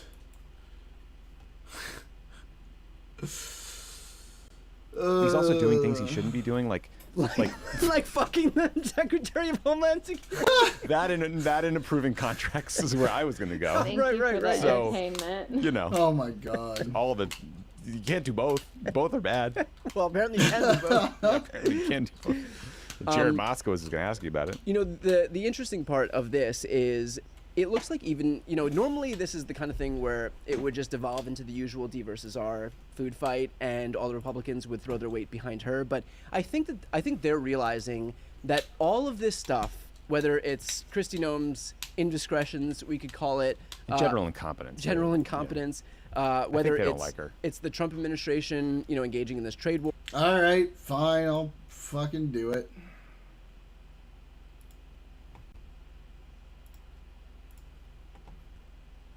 Or whether it's the Trump administration engaging in their real war, whether it's, you know, their approval ratings sagging, prices of everything rising, healthcare getting cut, food assistance getting cut, all this stuff, that is just baggage that these Republicans have to carry. And so there comes a point where it doesn't even make sense to back this stuff because it's an albatross around their own necks. And we're just a few months away from midterms in a cycle, by the way, where we're seeing Democrats overperform by 12, 14, 16 points. And so it doesn't benefit them at all to go and run cover, run defense for an increasingly unpopular administration doing increasingly unpopular things when, That's frankly, rough. they're the ones that have to bear the brunt of it. Yeah. They're the ones that are running for re-election. These guys don't want to get real jobs. They're not qualified to do anything. No. Mike Johnson couldn't do anything. I wouldn't trust him to do anything. He wants to be a lobbyist, probably where he'll end up after he gets voted out of Congress. But yeah, I mean, look, these guys are looking at 2026. It is barreling down on them. Trump's numbers are getting worse.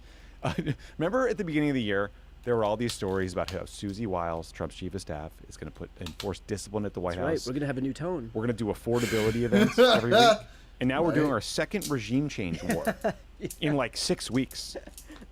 I know. They are so far off the fucking rails. Yeah. So yes, like they're gonna, and none of them can yell at Donald Trump. They don't have the balls to do it. So they're gonna yell at his staff. And Kristi Noem got the brunt of it today. Yeah. Well, I think you know, putting a fine point on that, we can look at what happened in Texas, kind of as a big blinking red light for what's to come for Republicans. We now are in a situation where James Tallarico has won the Democratic primary, but the Republicans, Ken Paxton. Listen, I'm always happy to do a chicken dance for you as long as you guys pay them sweet chat points. And John You Cornyn, said thank you. neither one of them Further reached up. that 50% threshold. So we are now in a runoff, which is 3 more months of infighting, 3 more months of spending money. These guys have already spent somewhere in the ballpark of $90 million, making it the most expensive Senate primary in American history, meaning we're going to just spend more money as these two jockey for position. No, Now, not Trump right did now. come out I had and to basically keep in try to- mind, I had to bend down to stay on camera for that whole thing, so now my fucking back hurts. Just like, you know, give me a little break. Put the kibosh on this by saying Yeah. that he's I going to be was issuing being an endorsement sincere, that he okay? expects the other Republican who he doesn't endorse to drop out. I think smart money is on the idea that he's going to endorse John Cornyn, which I No, find so like, ironic. seriously, because, John Cornyn is expressly Don't not make the me MAGA do that, candidate. Like please. he is the more, I don't even know what you would call it, just establishment. Establishment Republican, yeah. Republican. Just and do it he's next running against time. Ken Paxton, who is an avowed MAGA candidate. And so if Donald Trump comes out and endorses John Cornyn over Ken Paxton, for me, it'll be tantamount to an admission that MAGA has no juice. If you do, I mean, like, if you paid for it, I'll do it. That its brand is toxic, and that But I'm even just the saying, king of MAGA I would love it recognizes if you that didn't. MAGA isn't going to sell anything, you know, and so that there's no choice but to abandon his own acolytes in deference to these more establishment Republicans. Yeah, and look, I think it tells you a lot about Trump's character that it took him this long to endorse Thank Cornyn you, in I the first place. Because like Cornyn is so obviously But, the you know, better do it general next election time, for candidate, sure. but like Paxton was nice to Trump in his darkest hour, and he's the more MAGA, as you said. I think But like you owe Ken somebody Paxton else is one, too. shockingly corrupt. Like Who? For what? Daniel, maybe. For what? For what? Huh? the Republican-led House of Representatives in the state, they voted 121 to 23 to impeach Ken Paxton on 20 articles in 2023. His own aides reported him to the FBI in 2020. There's securities fraud. There's this horrible infidelity, and like it's spilled out everywhere. Like there's an article there's an article I just looked up. It's like Ken Paxton is no stranger to controversy. Here's a timeline of nearly 20 years of scandals and all headlines. that It starts energy. in 2008, like not disclosing investments, stealing another lawyer's pen, securities fraud, FBI investigation, sued for firing whistleblowers. Like it goes on and on and on. Like this guy is terrible. Or perfect. Or for the U.S. or Senate. future cabinet, future attorney general. Future attorney general. Pam Bondi goes. Yeah. Imagine Pam Bondi. Pam Bondi has a bad hearing, and there Ken Paxton is waiting in the wings. You're up, Ken. I mean, we joke about it, but like that really is. It does feel like these are the prerequisites to succeed in this MAGA Republican Party, and so I wouldn't be. Look, I don't think there's a world in which that is some reason for Trump to abandon him. I think just the electoral prospects alone are going to be enough, but certainly not the fact that he's engaged in 2 decades of corruption. For Trump, No. that's Tuesday. That's 1/4 of the amount he prefers. Yeah, look, if you're a Republican for Trump, you're innocent until proven guilty, and if you're a Democrat, you're guilty until he says you're not anymore. Until you're nice to him, I guess. Right. Last thing here, and this is something that you had been speaking about quite a bit. I want to throw to a clip of Pete Hegseth throwing a little temper tantrum today. This is what the fake news misses. We've taken control of Iran's airspace and waterways without boots on the ground. We control their fate. But when a few drones get through or tragic things happen, it's front page news. I get it. The press only wants to make the president look bad, but try for once to report the reality. Okay, so that was Pete Hegseth right there. Now, after that, Caitlin Collins asked Caroline Leavitt to... So it's like Streisand effect shit. Yeah. Like, if you just report the shit you're doing well, let them talk about the shit that's not going well. But if you start going, meh, you guys are only reporting the bad stuff, that does not look good. They are going to keep doing that. kind of clarify some of the remarks that were made by Pete Hegseth. So let's see what she says here.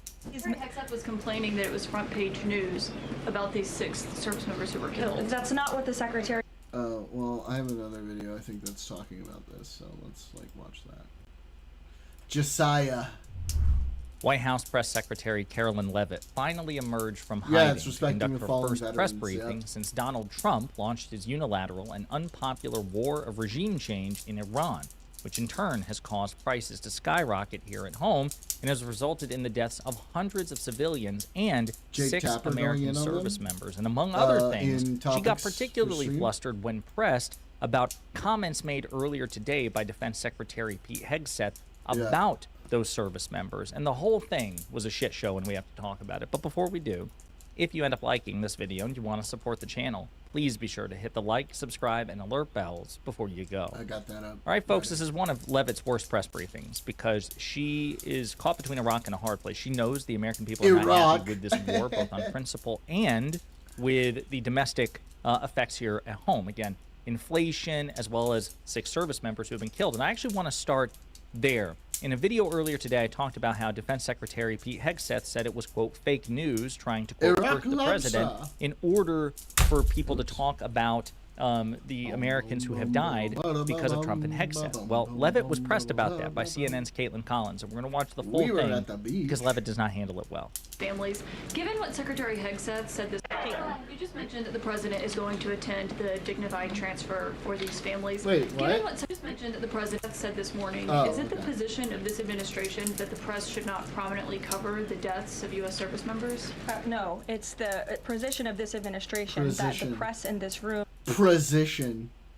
in the press across the country should accurately report on the success of Operation Epic Fury and the damage it is doing to the rogue Iranian regime that has threatened the lives of every single American in this room. If the Iranian regime had their choice, they would kill every single person in this room, and so we can all be.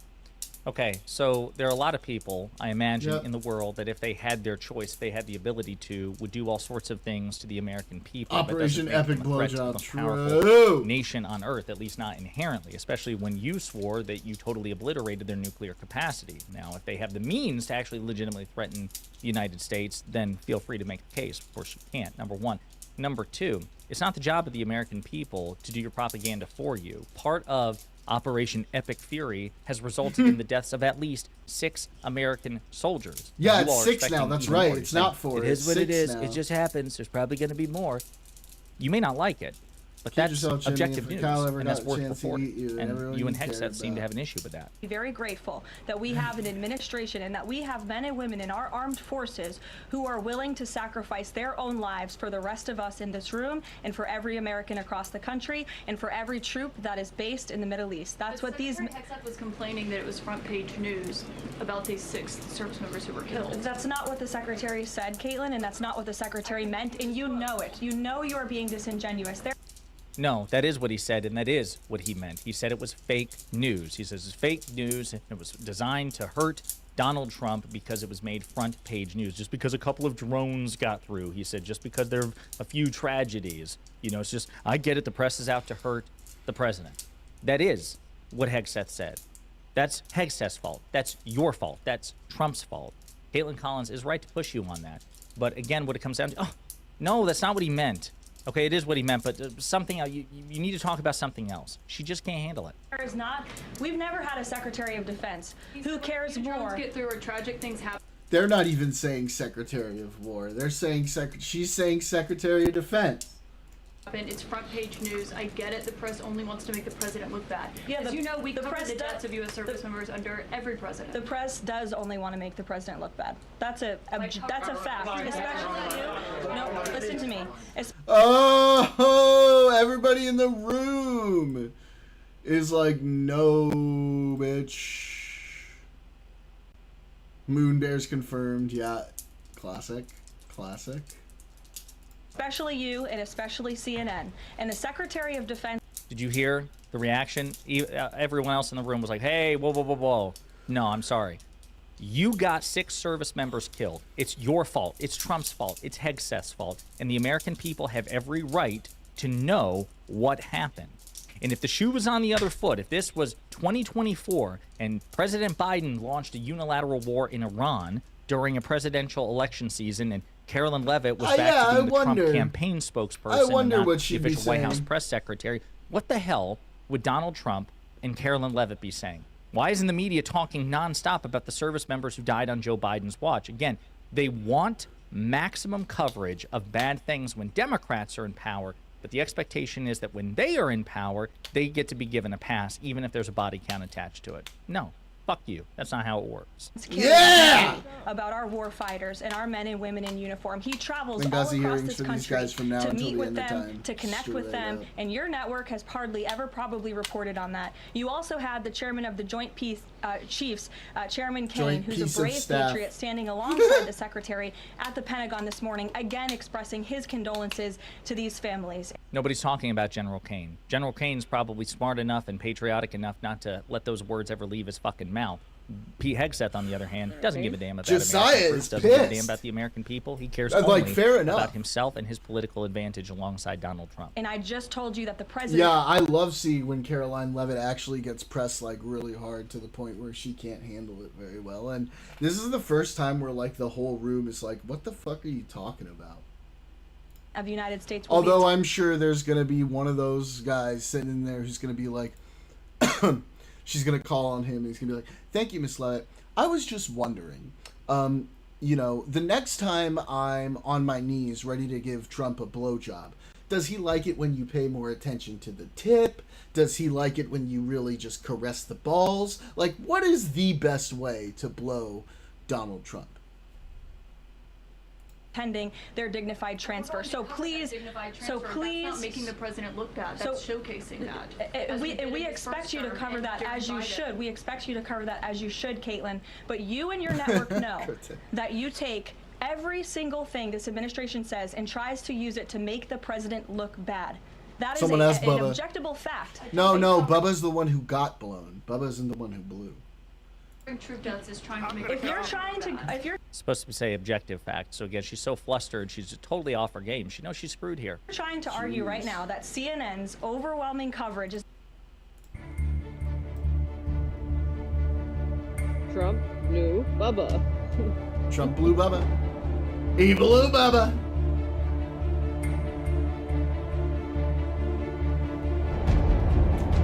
Oh my god, bro.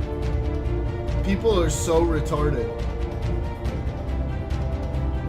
People are so retarded. I don't know, maybe a fucking drone, my dude? A drone, a helicopter. Literally so many ways somebody could be filming this 900 feet up. How retarded are you? I just want to see. Let's see, what kind of posts do you have? Yep! I knew it. I knew it. I knew it. I knew it. Yep! He's retarded.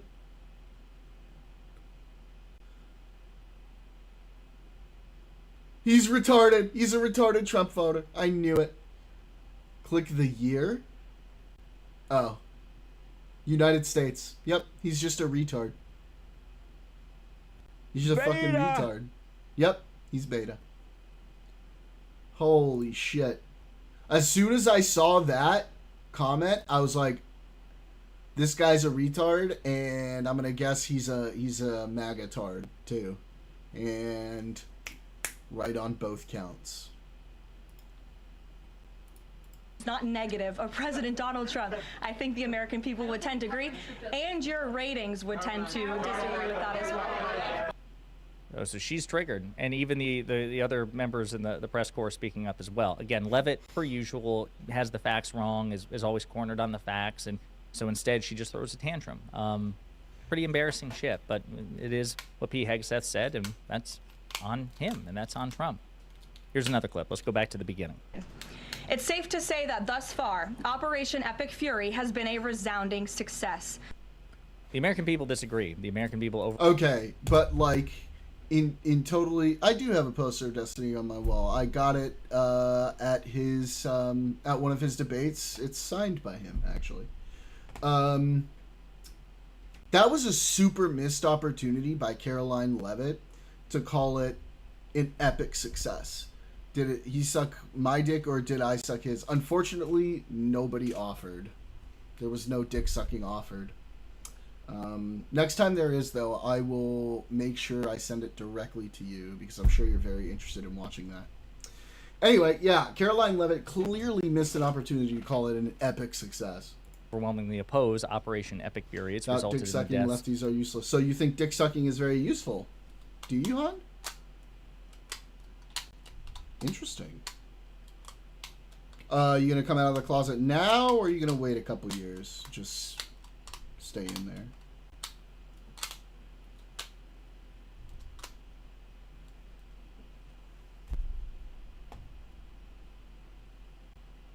We're all waiting with bated breath.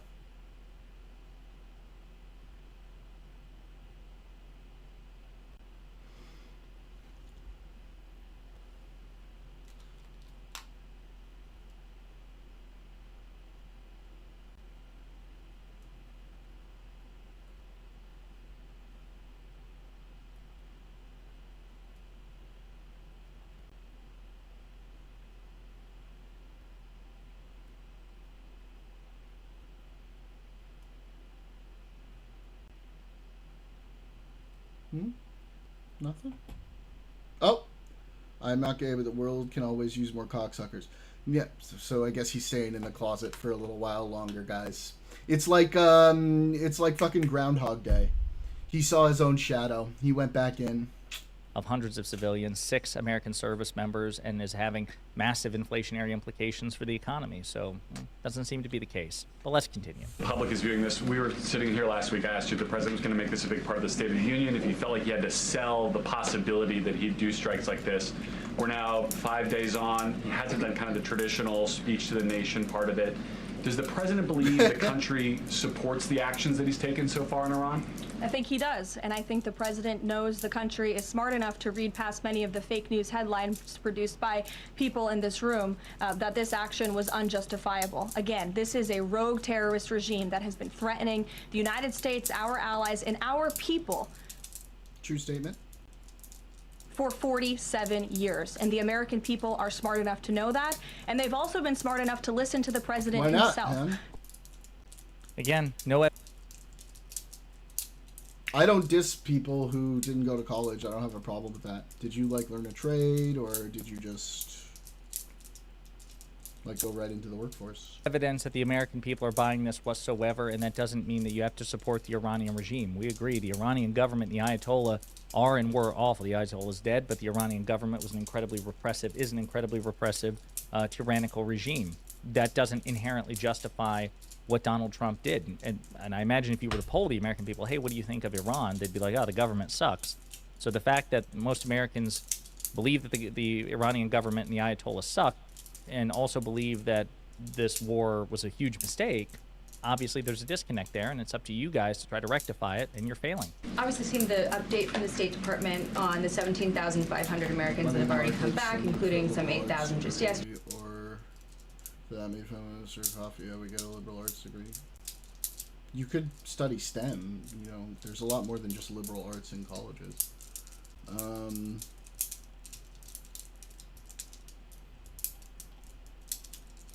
But sure. Yesterday, there are still 6,000 that are looking to get out, as I understand it.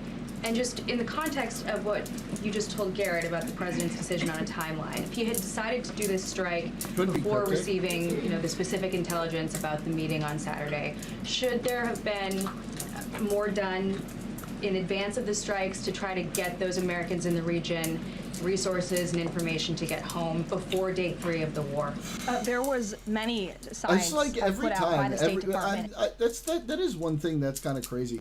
Every single time I hear from like a right-wing person who didn't go to college, every single one of them is like, I made money in the markets. It's starting to sound a little sus to me. And I wish that everyone in this room would report on them. The Secretary of State issued level 4 travel advisory. Yeah, so the other thing that's not being discussed nearly enough is that the Trump administration has left people stranded in the Middle East, has left people stranded as a consequence, left Americans stranded. So again, imagine if the shoe was on the other foot, how Republicans, how Carolyn Leavitt would be talking about this. The fact of the matter is, this is... I mean, technically, he's not wrong, Cryptic. He is right about that. if you up that supply, okay, your demand is going to go down. Good economics, just basic economics. Is just a colossal failure by Donald Trump, and it could just, in addition to the domestic implications, be effectively the end of his opportunity to try to win the midterms. That is on the table. Sean. Did the United States... President, that is on the table. Sean. Did the United States airstrike a girls' elementary school and kill 175 people? Not that we know of, Sean. Okay. And the Department of War is investigating this matter, and I would just tell you very strongly, the United States of America does not target civilians, and we're not unlike the rogue here. Iranian regime. Liberals. Well, that doesn't mean the United States hasn't had, civilian casualties, right? I made money scamming people who made money in the markets. 175 Iranian school children are dead as a consequence of this joint attack on Iran by the U.S. and Israel. Now, people ask about, well, what about an invasion, like a proper invasion? We do love capitalism. Invasion with boots on the ground. Carolyn Leavitt refuses. I love capitalism so much. I have a financial advisor who handles my money in the markets. Rule it out. Go ahead. Kellen, could you tell I us run about the daycares president's in current Minnesota. thinking about- Wait, like for real, or are you memeing right now? Because that's actually kind of funny. ground troops and whether If they you're could be memeing. used, if they were to be sent into Iran, what would they be used for? What's the situation of that? Well, they're not part of the plan for this operation at this time, but I certainly will never take away military options on behalf of the President What up, of the United Cinderella? States or the Commander-in-Chief, and he wisely does not do the same for himself. I know there's many leaders in the past who like to take options off of the table without having a full understanding of how things could develop. So again, it's not part of the current plan, but I'm not going to remove an option for the President that is on the table.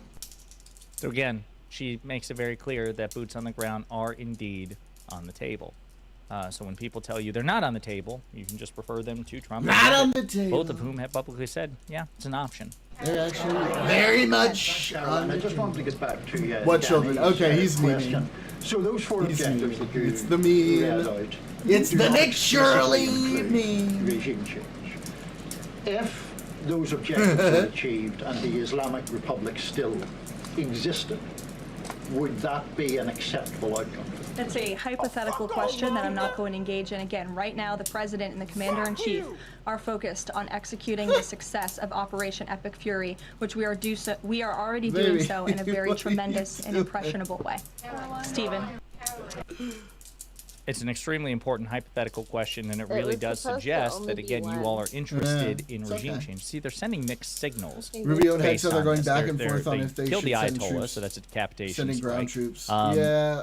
And they've largely I wonder laid out who's the arguing particulars for of what. regime change. We're not calling it regime change. We're just talking about the constituent I components. mean, I would imagine it's probably Hegseth arguing for troops on the ground, but I don't know for sure.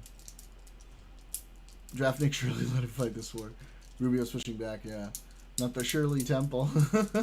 Wonder how many of the I Made Money in the Market stuff you see is 12-year-olds LARPing online. Yes, sir, I am a grown-up. I made money in the stocks, sir. No liberals agree.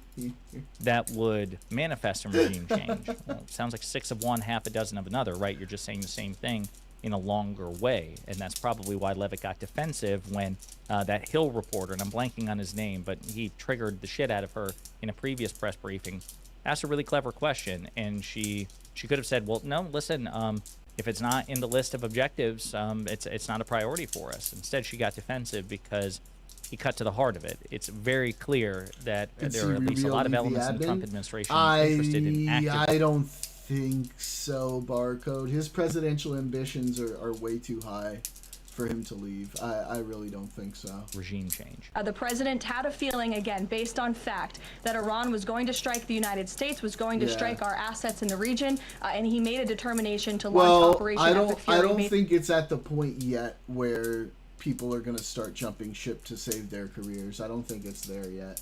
Based on all of those reasons, and the President had a feeling, again, based on fact, that Iran was going to strike the United States. He had a feeling, based on fact. It was one of those fact I mean, feelings, maybe. you know? I don't that know. Iran I was don't going to think strike so. the United We'll States, even see. though we totally obliterated their nuclear program. They were definitely going to strike us. The thing is, though, like right now, Republican chances in general are pretty cooked. Kind of doesn't matter who you are. Because the Republican Party is super attached to MAGA and to Trump. And just the decisions they've been making lately are making things very, very difficult for Republicans to do well. Well, I mean, obviously November is going to tell us a lot. It's going to tell us a lot.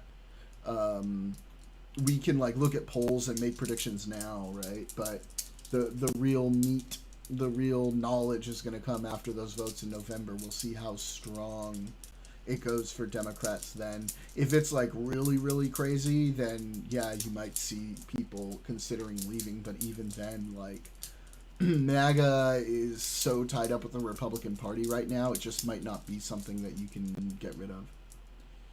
Playing whatever I'm playing with. I'm sorry, I'm fidgety, dog. Sorry.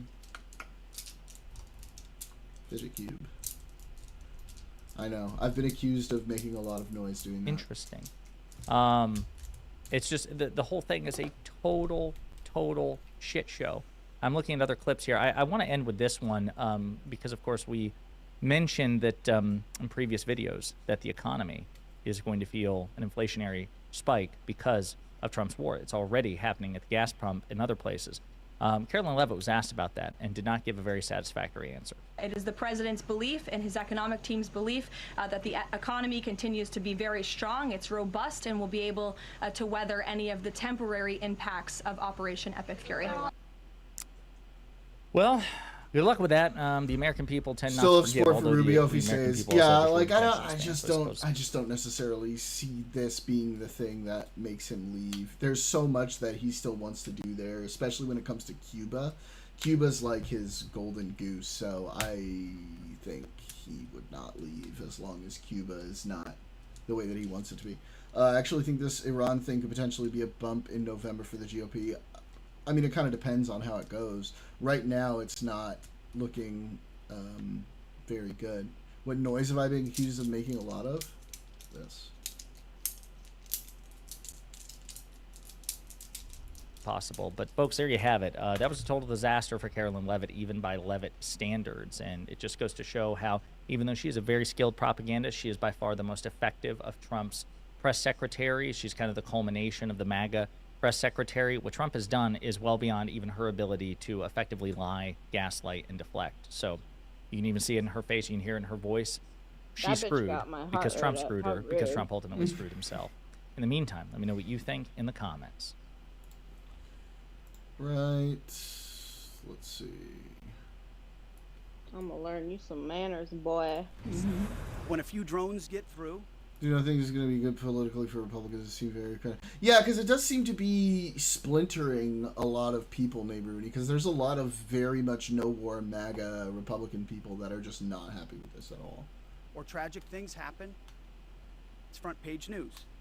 I get it. The press only... yeah, but I doubt that's going to happen, neighbor Rudy. I highly doubt bad, but try for once to report the reality. Obviously, that's just false. And it represents a truly warped way of looking at the world. I hope not. And how Americans I really don't want a far lefty the candidate. sacrifices made by these brave American service members. It's also, frankly, historically illiterate. The news media has always covered service members killed in action prominently because they paid the ultimate price for our nation, regardless of what anyone thinks about the policy decisions or the president. And that's true whether it was the 4 Americans killed in Benghazi during the Obama administration or the 13 service members killed during as far as Republicans right now, the Biden administration, or the many other American troops. Massey's been it is a tribute holding the feet to the fire on stuff. It's something that we continue to do, and we have always done under Democratic presidents and Republican presidents. Jacket that I'm wearing? Fact, oh, it's a gift from any veteran. It's a gift from Aurora. Until it's got my logo. Today, it's got Mika's face, my face, and my old dog Monty's face. Too much and too prominent. Eventually, it'll probably be merch. It's a wild thing to say. Yeah. Let's see. Well, you know whose war this is? President Donald J. Trump's war. He's the president of the United States. He commands the United States military. She is such a coward. She is such an unbelievable coward. You don't like President Trump? You don't like what he's saying? Just say his name, you coward. You unbelievable coward. It seems the MAGA civil war over the Iran regime change war is escalating and getting really messy. This time, Ben Shapiro has entered the fray and launched his own drone strike, rhetorically speaking, on Megyn Kelly. That was blasting her as a coward Josiah. because even though she's very critical of this war and has a lot to say about Lindsey Graham and indeed Ben Shapiro himself, she refuses to directly criticize the man who's ultimately responsible for the war she hates so much, Donald Trump. But before we unpack all that, if you end up liking this video and you want to support the channel, please be sure to hit the like, subscribe, and alert bells happens. before you go. The simplest electoral All right, folks, it's getting really interesting now as we discuss some recent videos. But like, smart, moderate Dems, please. Okay? Smart, moderate Dems who understand economics, please. There is a burgeoning MAGA civil war, at least among the major influencers, the MAGA-coded podcasters, the MAGA-adjacent podcasters, over the Iran war, because people are rightly calling it a breach of Trump's campaign pledge to not start foreign wars of regime change. Now, Ben Shapiro, you know, the OG debate bro, the facts don't care about your feelings gang, my wife's a doctor gang, that guy, he's still very much a neocon, so he's supports I don't think that's gonna happen. The war against Iran. But MAGA was supposed to be a departure from that. At least that's how it was pitched and presented on the campaign trail. As we've discussed in recent videos, Megyn Kelly has been very critical of the regime change war in Iran, and she has indirectly criticized Trump, but refuses to do it directly. And Shapiro calls her out. Now, before we play what Shapiro had to say, I want to remind you of what Megyn Kelly had to say. I'm not going to play all the things she had to say, but just give you a little sample of what she's had to say regarding the Iran war and Trump and criticizing the Iran war. I support the president. I voted for the president. I campaigned for the president, as you know. But that doesn't mean, and being a conservative or being a Trump supporter or being part of MAGA does not mean you have to accept another Middle East war without questions. And anybody who tells you that can suck it. Fair enough. Fair enough. I agree in that, in theory, if MAGA were a principled movement, a principled political movement, and not a cult of personality, you could do that.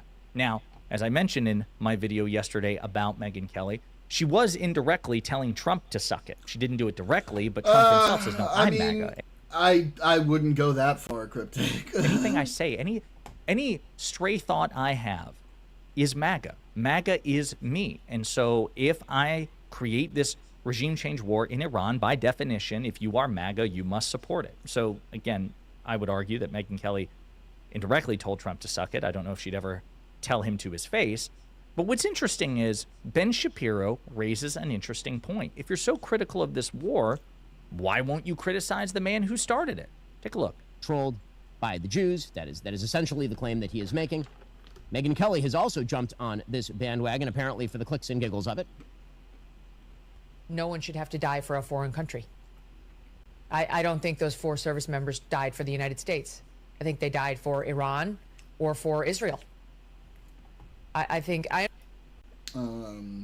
the idea that the Iranian regime isn't causing problems for us in that it's destabilizing the region is not necessarily true. Like, this idea that it's just totally isolated and Iran is not a problem for the U.S. because that region is not where the U.S. is, it just doesn't really make any sense when you look at globalization, the economics of everything, how it impacts. It's just a bit of a short-sighted interpretation of the situation. I understand how this helps Iran perfectly well. I get it. I mean, I hope. Long term, we'll see. But they seem rather jubilant. 80% of the country does not support the Ayatollah. He was a terrible, terrible man. No one's crying that he's dead. No normal person. But our government's job is not to look out for Iran or for Israel. It's to look out for us. And this feels a disastrous way to confront them. I mean, we've tried a lot. We've been on the trajectory towards a conflict with Iran for a long time. And we've tried a lot. I don't know. I genuinely don't know what else, like, we could have done. I don't mean that in, like, this was the only thing, because I don't know what else. I genuinely just don't know. There may have been other things, but also, like, they did murder tens of thousands of their own people just for protesting.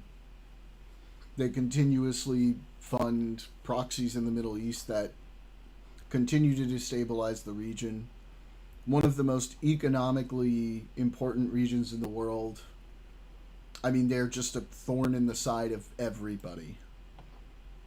There's a U.S. citizen stranded in the Middle East region. Clearly, there's a lack of foresight getting people out safely, right? 100%. Get no argument from me on that. very much, to me, like it is clearly Israel's war. Mark Levin wanted it. It's his war. Chemical weapons seized on them. I mean, I just don't understand why they don't like us. Well, it's not about liking us. They cause a lot of problems in the region. Like, forget about us.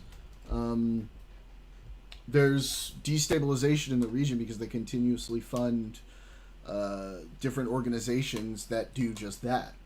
You have lots of other countries that are trying to modernize, bring themselves in line with the rest of the world, be places where people from the rest of the world can go and visit and like live or like enjoy the the amenities, whatever it may be that they have there, and Iran constantly causes problems for them. It's way larger than just us. There were issues with merchant vessels going through the Strait of Hormuz because of the Houthis. There's like so much going on that is way larger than just the United States, that ripples towards world economics, world tourism, world safety, that needs to be dealt with when we're talking about Iran and the situation there. So what was it? It killed 10,000, not hundreds of thousands of Ukrainians also. I mean, he is kind of right about that. That is just business from their perspective. They don't really have too much of a dog in the Ukrainian fight, I guess. But the other fights in the region, they do have a dog in, and they are trying to keep the sort of Saudi economic connections destabilized in the region, which are generally ones that are more peaceful for all the people in that area. Ben Shapiro, Lindsey Graham, Miriam Adelson. That's obvious. Okay, so first of all, the ugly suggestion that Mark Levin is somehow a traitor to the United States, that it's Israel's war, and Mark Levin wanted it because it's Israel's war, or I want it, or Lindsey Graham, or Miriam Adelson. Really disgusting stuff from Megyn Kelly, but predictable at this point. You know whose war this is? Well, taking out the IRGC as the source of funding for several proxies in the area that are doing the things that I just described is kind of business. They're disrupting shipping lanes. They're causing problems for their neighbors. They're constantly attacking different economic powerhouses in the region, funding Islamic extremism around the region and around the world. I mean, it's both, actually. It's both business and personal. Is President Donald J. Trump's war. He's the president of the United States. He commands the United States military. She is such a coward. She is such an unbelievable coward. You don't like President Trump? You don't like what he's saying? Just say his name, you coward. You unbelievable coward. Tucker and Megyn both. Unbelievable cowardice. That part was unfortunate, hon. Say his name. You won't. But it's part of a proportionality calculation. You won't. And of course, Megyn is wildly inconsistent. In October 2024, she tweeted, quote, "I was in the Situation Room when things got bad is not a response to you haven't treated Iran like our number one threat." So there she was labeling Iran our number one threat in 2024, but something has changed. So I find this very interesting. Again, I love MAGA civil wars. A disunified MAGA is less dangerous to this country. I think they're weaker opponents. And I think that there was much that Megyn Kelly had to say about the risk of the Iran war, which I've got a new clip for you there, that was perfectly valid. Shapiro makes a really good point here, which is on Ukrainian cities Lindsey Graham isn't the commander-in-chief. Smiled politely and thought Ben it was Shapiro just the isn't the commander-in-chief. From a Ukrainian. They're not the president of the United States. I mean, that's not really... A lot of people want to support Ukraine. I want to support Ukraine. A lot of Americans want to support Ukraine. A lot of Americans in Congress want to support Ukraine. States. I don't know if I agree necessarily that we just looked at it and we're like, not our problem. Iran's regime is bad, but I don't think the administration is doing a good job at convincing the American plan this war is worth it, and the haphazard nature of the admin's explanations just make them look incompetent. I agree. From a moderate Democrat perspective, who has problems with the Iranian regime, this is a win-win. You have a chance to take out the regime, which I hope happens, but also it does not look good for him or the Republicans. Mark Levin isn't. Donald Trump is. Donald Trump has agency. Donald Trump is 80 years old. He's the most powerful man in the world. He made the decision. And yes, is it true that Marco Rubio said on live TV effectively? It's not just worldwide celebrations, neighbor Rooney. There's Iranians all over Iran celebrating. That we were dragged into this war by Israel and the Israeli government in particular? Yes, Marco Rubio did say that. But even then, Donald Trump has agency. And I refuse to let Trump off the hook, as both sides of the MAGA movement at times are inclined to do. Shapiro himself is notoriously bad about this. So again, they're all throwing stones in the glass house because Shapiro also famously grades Trump on a curve. He's admitted it. He doesn't go as hard on Trump as he would on Biden if the facts were the same. He says he's principled and consistent. He'll acknowledge that Trump is corrupt, for example, but it's like pulling teeth. It's very reluctant. So he, again, like, you know, he doesn't have a leg to stand on here too, but the words themselves, the criticism themselves that Megyn Kelly and Tucker Carlson are kind of cowards, that is true. Now, Megyn Kelly has criticized Trump in the past, much more so than most MAGA podcasters, but it's also true in this instance, she is being very careful with her words. Mark Levin's war, Ben Shapiro's war. No, it's Donald Trump's war. Shapiro is right about that.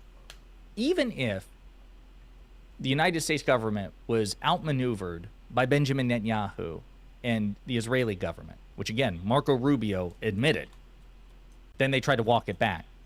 Donald Trump is not literally a sock puppet. He is a human being with agency and the most powerful man in the world. At any point, he could have said, Jeffrey no. Epstein's war. No. Hell no.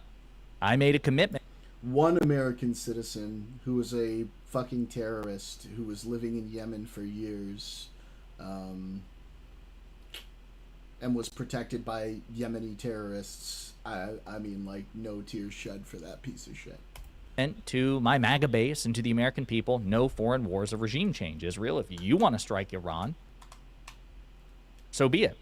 Or Israel, if your strikes on Iran are going to endanger U.S. interests, then Israel, since you are our ally and you... In the strike that killed the guy, right? I mean, like, again, if he was like an innocent person, like, that's sad, but proportionality calculations are a real thing. Depend quite a bit on our support. I'm telling you no. You may not do that. And if you do that, and we suffer consequences because of a war you started with Iran, then there may be diplomatic and financial and political consequences for you, Benjamin Netanyahu. Trump could have said that. Instead, Trump chose to join this war effort with Israel. So I think it's a fair point to say, as critical as you want to be of the Israeli government and Benjamin Netanyahu, don't let Trump off the hook. Now, Shapiro loves what Donald Trump has done. He loves this. It is true he supports this regime change war. So it's, you know, convenient for him to point out, hey, you got a problem with it. It's Donald Trump's fault. It is. It is Donald Trump's fault. And Megyn Kelly is being very careful about how she words her criticism. I think it's a very good point.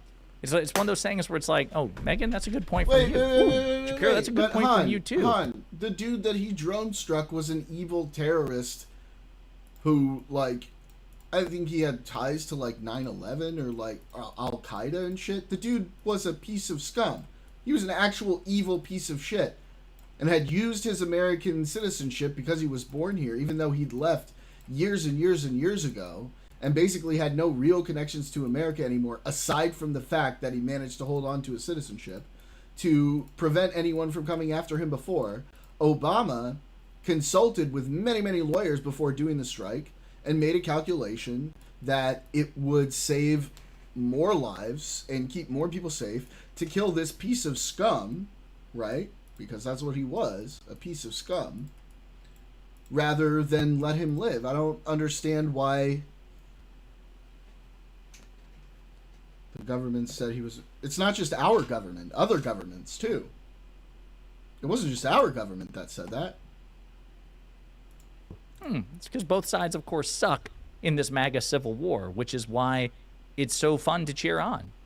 It's almost like, Megyn, are you just going to let him talk shit about you like that? Shapiro, you going to let her talk shit about...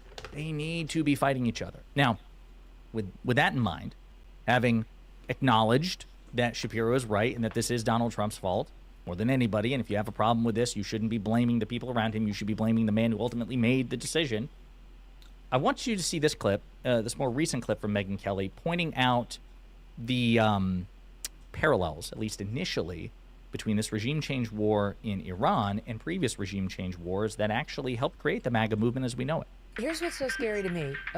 The press... Wait, I'm curious. If he wasn't a terrorist, right? Are you proposing that basically Obama killed him just for fun then? For like shits and giggles? For no reason? Just to do it? Is that like what we're saying happened? Like genuinely? That he was just like, I've got a hard on for killing American citizens, so I'm just gonna go kill this fucking guy? For no reason? The president is talking about, I could do it in a couple days. Or 4 weeks, 5 weeks. And we will easily prevail. Trust me. And officials from his administration are saying, like, it's not going to be Iraq. It's going to be quick. Dick Cheney, 2003. Do you think it will be a long war or a short war? This is like, just why would we do that? That costs money. And we could have pulled a lot of these. I think it'll go relatively quickly. But weeks, can't months. Count on that. Weeks rather than months. 8 years and 8 months later, we finally pulled our troops out.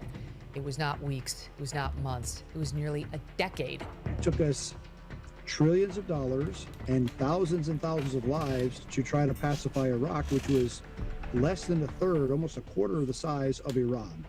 So the idea that Venezuela is very different from Yemen. Very different theater, very different situation. Also, like 15 years later, different technology too. We're going to do it to a much better prepared Iran with the IRGC. It's a 10x worse decision than going into Iraq was. Here's what's...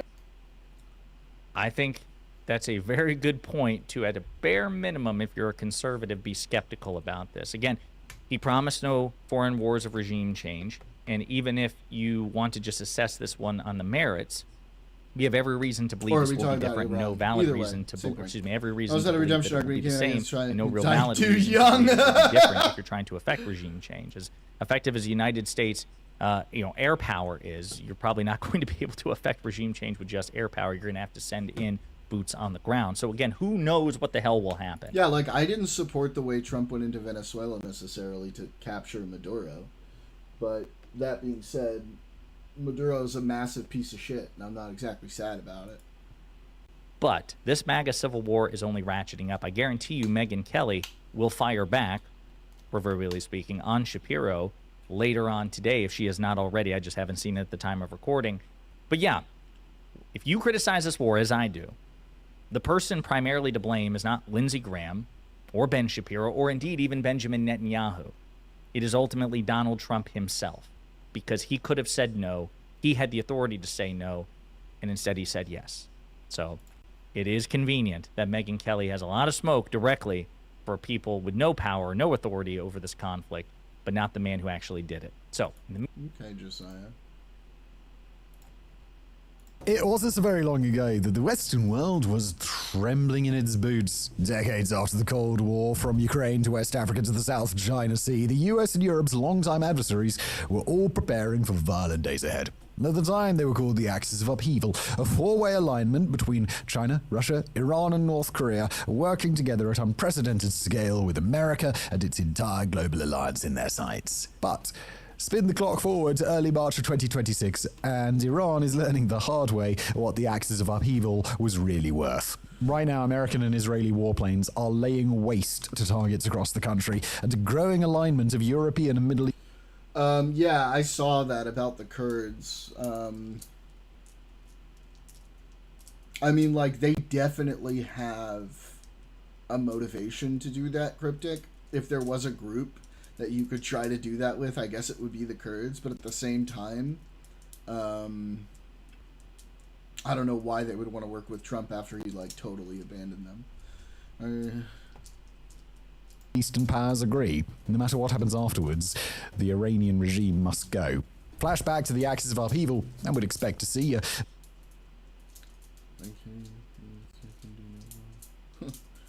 You mean about the Kurds? Are you suggesting that you can never trust them? Because that's as ridiculous as always trusting them. World's largest nuclear arsenals in Russia, rallying to the Ayatollah's defense. But the Ayatollah's dead. The tides have clearly turned against Iran on the international stage, and in Iran's ultimate moment of need, its allies were nowhere to be found. So let's start with the elephant in the room. The global axis of upheaval, as described by Western analysts through a fair portion of the mid-2020s, just doesn't exist.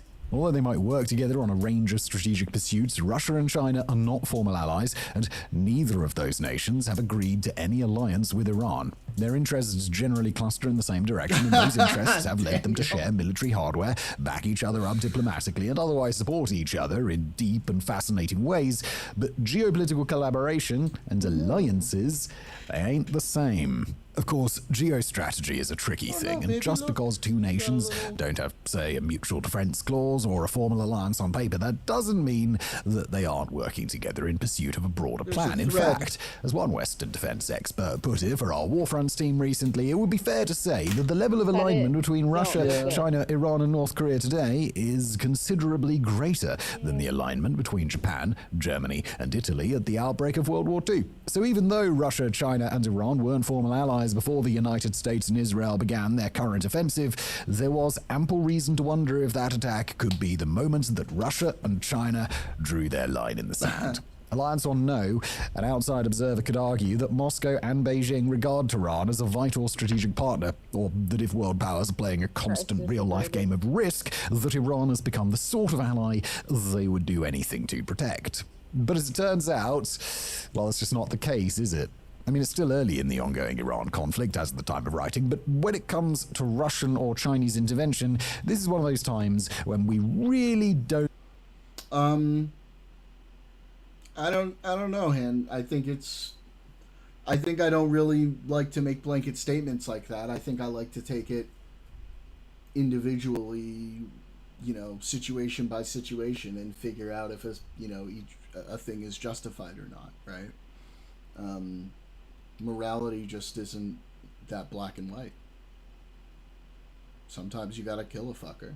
Don't feel the need to give a disclaimer on just how drastically the situation could change by the time this episode is released. If Russia and China were going to spring to Iran's defense and take an active role in this particular military conflict, well, suffice it to say, that would have happened already. But more to the point, in a video game, of course. United States, Israel, and their international allies understood before the conflict ever began that neither Russia nor China would intervene, nor would they even make that decision together. Russia's strategic calculus is very different than China's, even where Iran is concerned.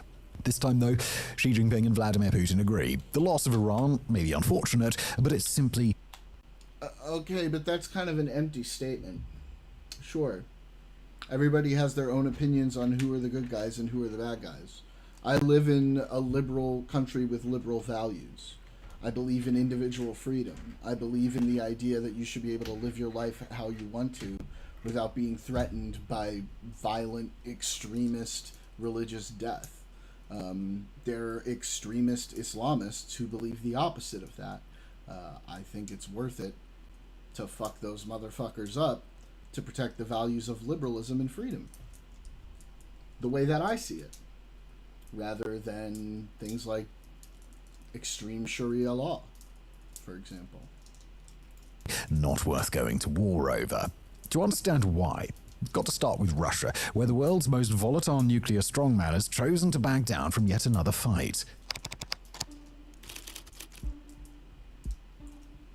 Sooner or later, every nation has to pick a side, and the 2020s have been a grimly educational experience for nations that chose to align themselves with Russia. Not long ago, the nation of Azerbaijan conquered the disputed territory of Nagorno-Karabakh and put an end to its military rivalry with Armenia, paying zero mind to the Russian peacekeepers that Armenia thought it could depend on. At the end of 2024, when Syrian dictator Bashar al-Assad stared down the barrel of a rebel offensive, Putin didn't offer Assad military support, but an apartment and a life under the careful watch of Russian handlers. When in early 2026, longtime partner Nicolas Maduro was spirited out of Venezuela by American special operators, Russia offered about the weakest condemnations possible and signaled that it would do nothing to change his fate. Even still, there was some reason to believe that Iran might be a special case. After all, this is a nation that's drawn much closer to Russia since its 2022 invasion of Ukraine, when most world nations have done the opposite. After Iran passed the technical specs for its... Yeah, the oil situation is a big issue for China, for sure. But publicly, they're trying not to. So if they go too far, it'll go public that they're actively helping Iran, and that's just a bad look, and it's going to cause problems for them. So they'll help, but they're not going to try to help too much. One-way kamikaze drones to Russia. Moscow's interpretations on the drones have because become they're also trying to position themselves as like the new global peace negotiator. Oh. Shut up, Wesley. Asset in its ongoing war. In early 2025, the two nations signed a comprehensive security partnership, signaling to the entire world that Russia-Iran relations weren't just positive, but constantly improving, and each nation has played a critical role in helping the other skirt Western sanctions. Just last year, when asked about how deep Russia's military collaboration with Iran really went, Russian Foreign Minister... They will, but like there's limits on how much help they offer, right? Same in Russia. There's only so much help they were really offering. Sergei Lavrov claimed, quote, "The sky is the limit." When Iran's moment of truth finally came, well, we'll leave it to Politico author Eva Hartog to explain what happened next, quoting, "As Tehran was being pounded by US and Israeli bombs on Saturday morning, its top diplomat dialed Moscow's number. On the other end of the line, according to an official Russian statement, Foreign Minister Sergei Lavrov offered his Iranian counterpart sympathy and promised his..." I don't think so, Cryptic. They have their eyes on Taiwan. They have all this other stuff going on. There are limits to how much China is going to help. But he's about to talk about why Russia and China aren't going to help that much. Verbal support. End quote. In the immediate aftermath of Israel and America's opening attack, Russia issued some of the most forceful condemnations at its disposal, railing against this unprovoked act. Okay, but like we said, Han, we look at these situations individually and we make judgment calls based on the available information, not necessarily based on what the government tells us, right?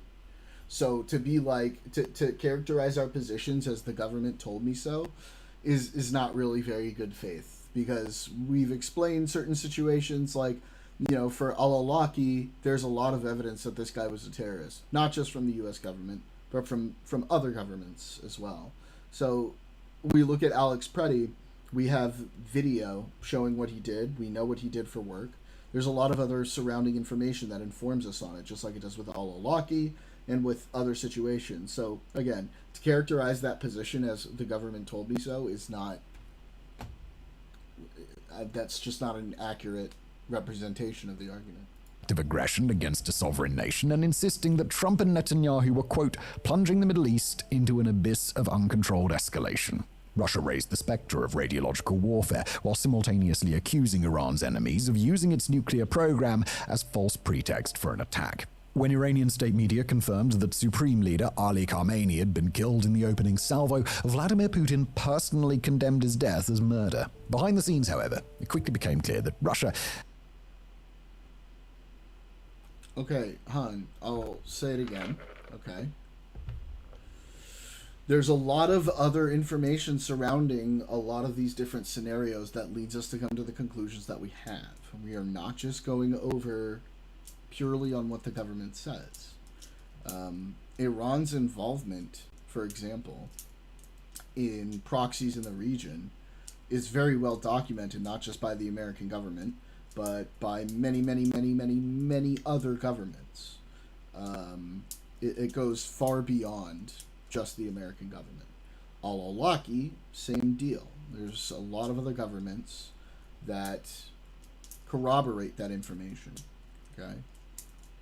So, for you to once again characterize that as, I just trust the government, it's not facts and logic. That is a bad faith representation of our argument. Hadn't just chosen to sit on the sidelines, but that the decision hadn't been all that difficult. Vladimir Putin held a video conference with Russia. Well, the rest of us mostly agree, Cryptic. It's no fun if we just sit here jerking each other off. Security Council to discuss the situation, but didn't participate in or arrange any calls between the Russian and Iranian militaries. Putin didn't reach out to Iranian leaders, instead leaving the job for his foreign minister, and nor is Putin known to have privately threatened Western adversaries with the prospect of Russian intervention. Ukrainian government advisor Anton Gerashenko alleged, writing on X, that Iran did try to invoke clauses that it believed would pull Moscow to its defense, and requested that Russia activate S-400 missile defense systems as well as electronic warfare systems in Syria in order to interfere with Israeli and American military operations. Gerashenko's account is obviously a bit suspect, given his alignment with a nation currently being invaded by Russia, but if his account is accurate, then Russia responded to that request by deactivating its radar systems in Syria and dismissing Iran's request for intervention on a technicality. Whether or not that particular detail is accurate or not, the truth is that Russia had been laying the groundwork for non-intervention months before the US and Israel launched their strikes. Russia has owed Iran military hardware for years that could have been a massive benefit to Iran in a conflict like this. Relatively advanced Su-35 air superiority fighters, of which Iran has 50 currently on order, and S-400 air defense systems that Iran's been desperate to acquire but that Russia has failed to provide. The military aid that Russia did send in advance was underwhelming at best. A handful of attack helicopters that were useless in the kind of war Israel and the US intended to fight, and an order of shoulder-fired missiles, of which a very small number may have been delivered by the time Iran's adversaries launched their attack. There are currently no indications that Russia will try to provide Iran copies of its own Shahed 136 drone, mass-produced in Russia as the Jaren, even though Iran already knows how to use the drones and helped Russia set up its own production lines. Yeah, I can definitely see why Russia's not going to want anything to do with it right now, because they're spread so fucking thin. I see geopolitical reasons as to why China is going to help a little bit, but not too much.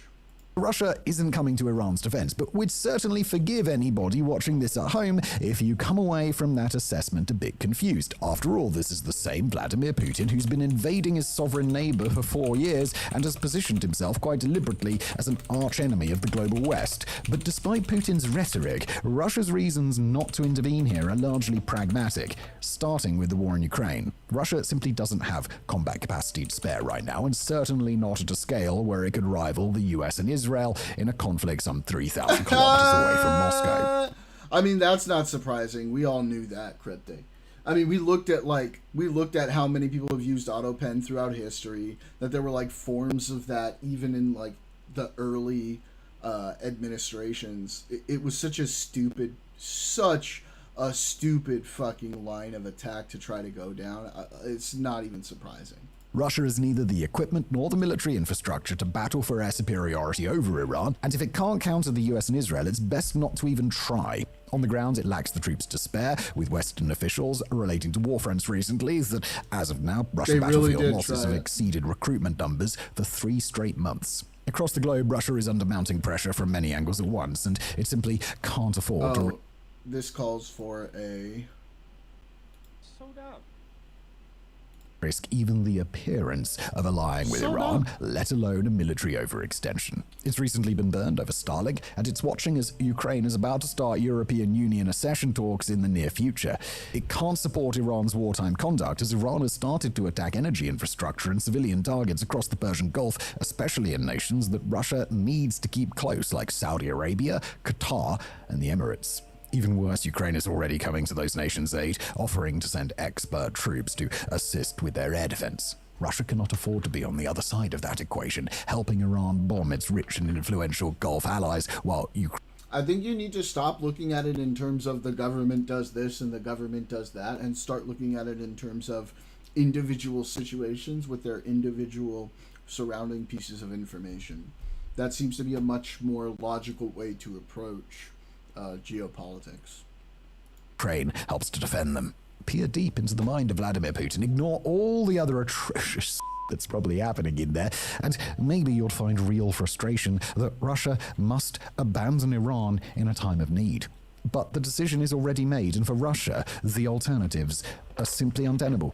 Now, just before we move on to China today, we've got to take a moment and highlight the place to go for even more information on the ongoing conflict in the Middle East, as well as many other conflicts and geopolitical flashpoints that shape our world. Fronts.co is our team's written news website, premium subscriber service, and one-stop shop and experts to release all in on Iran coverage, filling in like this one. On Thursday, we'll be publishing a free watch it, and again, that's Fronts Ask Us Anything episode. If Russia can't help Iran because of military and diplomatic limitations, then it's hard to see why the same logic would apply to China. After all, China isn't engaged in any foreign wars right now. It's got both the high-tech military equipment and the available troops to rush to Iran's aid, separated only by a few other partner nations in Central Asia. Not only that, but China regards Iran as a key strategic partner, officially and explicitly committing to, quote, safeguarding Iran's sovereignty, security, and territorial integrity. Like Russia, China's military has worked alongside Iran's for years in an escalating partnership. Iran received Chinese surface-to-air missiles just last year, and there's been talk of Iran receiving advanced Chinese fighter aircraft at some point in the future. Most important of all, each nation is economically vital to the other.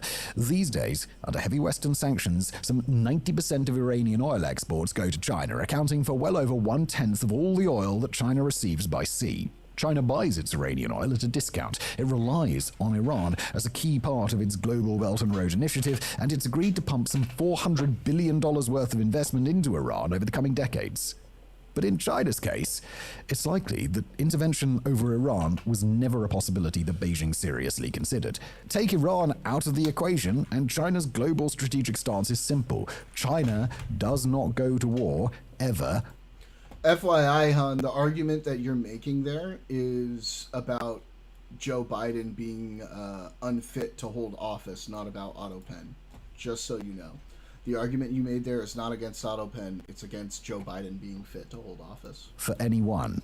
In fact, China last engaged in an armed conflict in the 1970s, despite having ample reason to fight, if it wanted to, in the decades since. China doesn't put its troops at risk, it doesn't seek to prop up regimes by force, and has no desire to test itself against its global adversaries under any circumstances, except the circumstances of China's own choosing. But if that's China's rule number one on global affairs, then regular Warfronts viewers know China's rule number two. Do not, under any circumstances, touch China's shit. Right now, the US and Israel are carrying out a relentless bombing campaign against all of China. It's confusing because earlier we were talking about them making an argument against the legality of Otto Penn, and then you brought up Joe Biden's dementia for some reason, which had nothing to do with the actual legal argument of the Otto Pen. China's key economic partners, and if anything, that's a problem China would seem willing to go to war over. But much like Russia, China's response has been lukewarm at best. China condemned the US and Israel's actions. It condemned the assassination of Iran's supreme leader. It condemned the open attempt at regime change in a sovereign nation. That was about the end of it. Instead of drawing red lines, China is calling for military restraint and peace talks, and hence the attacking of the Otto Pen specifically. That doesn't make any sense. They made a whole argument about how the Otto Pen is not usable because it wasn't him signing everything, and they make a big deal about Trump signing everything individually. The argument they made was about the Otto Pen. Your argument is about Joe Biden's faculties. It's a different argument than the argument that the administration was making. Russia, there's no indication that China's engaged in military consultations with Iran over the current conflict. Western intelligence suggests that China did recently deliver kamikaze drones and air defense systems to Iran and is negotiating to supply hard-to-intercept anti-ship missiles, suggesting that China's at least doing more than Russia. But China's rule number two, don't touch China's shit, just doesn't seem to apply here.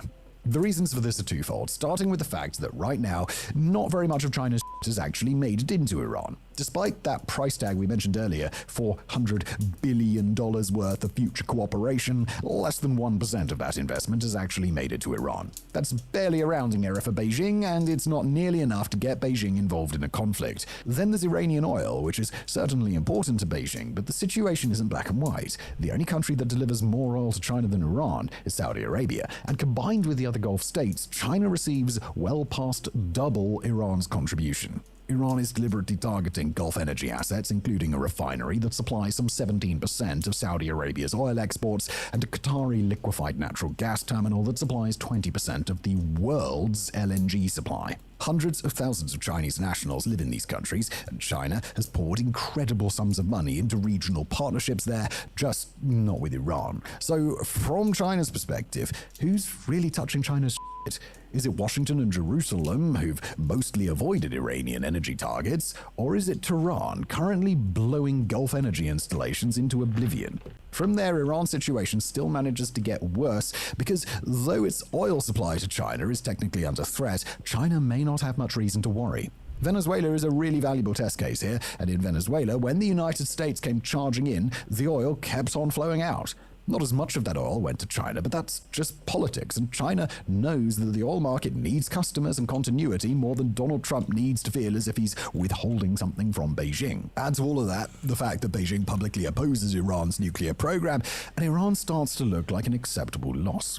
As for China sending Iran its weaponry, that may be more to do with marketing. If Iran happens to score some hits, then China can use those successes to market its equipment to other countries, like it did with its missiles and fighter jets after Pakistan's 2025 conflict with India.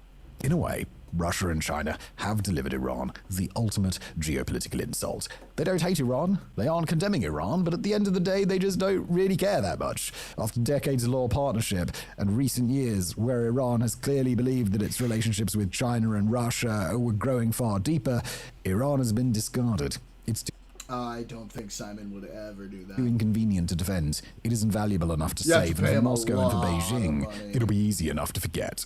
Enough for him to like never have to work again because ideologically he wouldn't want to do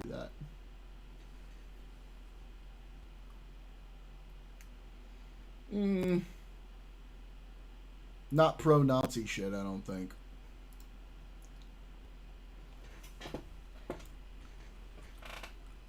But yeah, he is fucking everywhere on YouTube.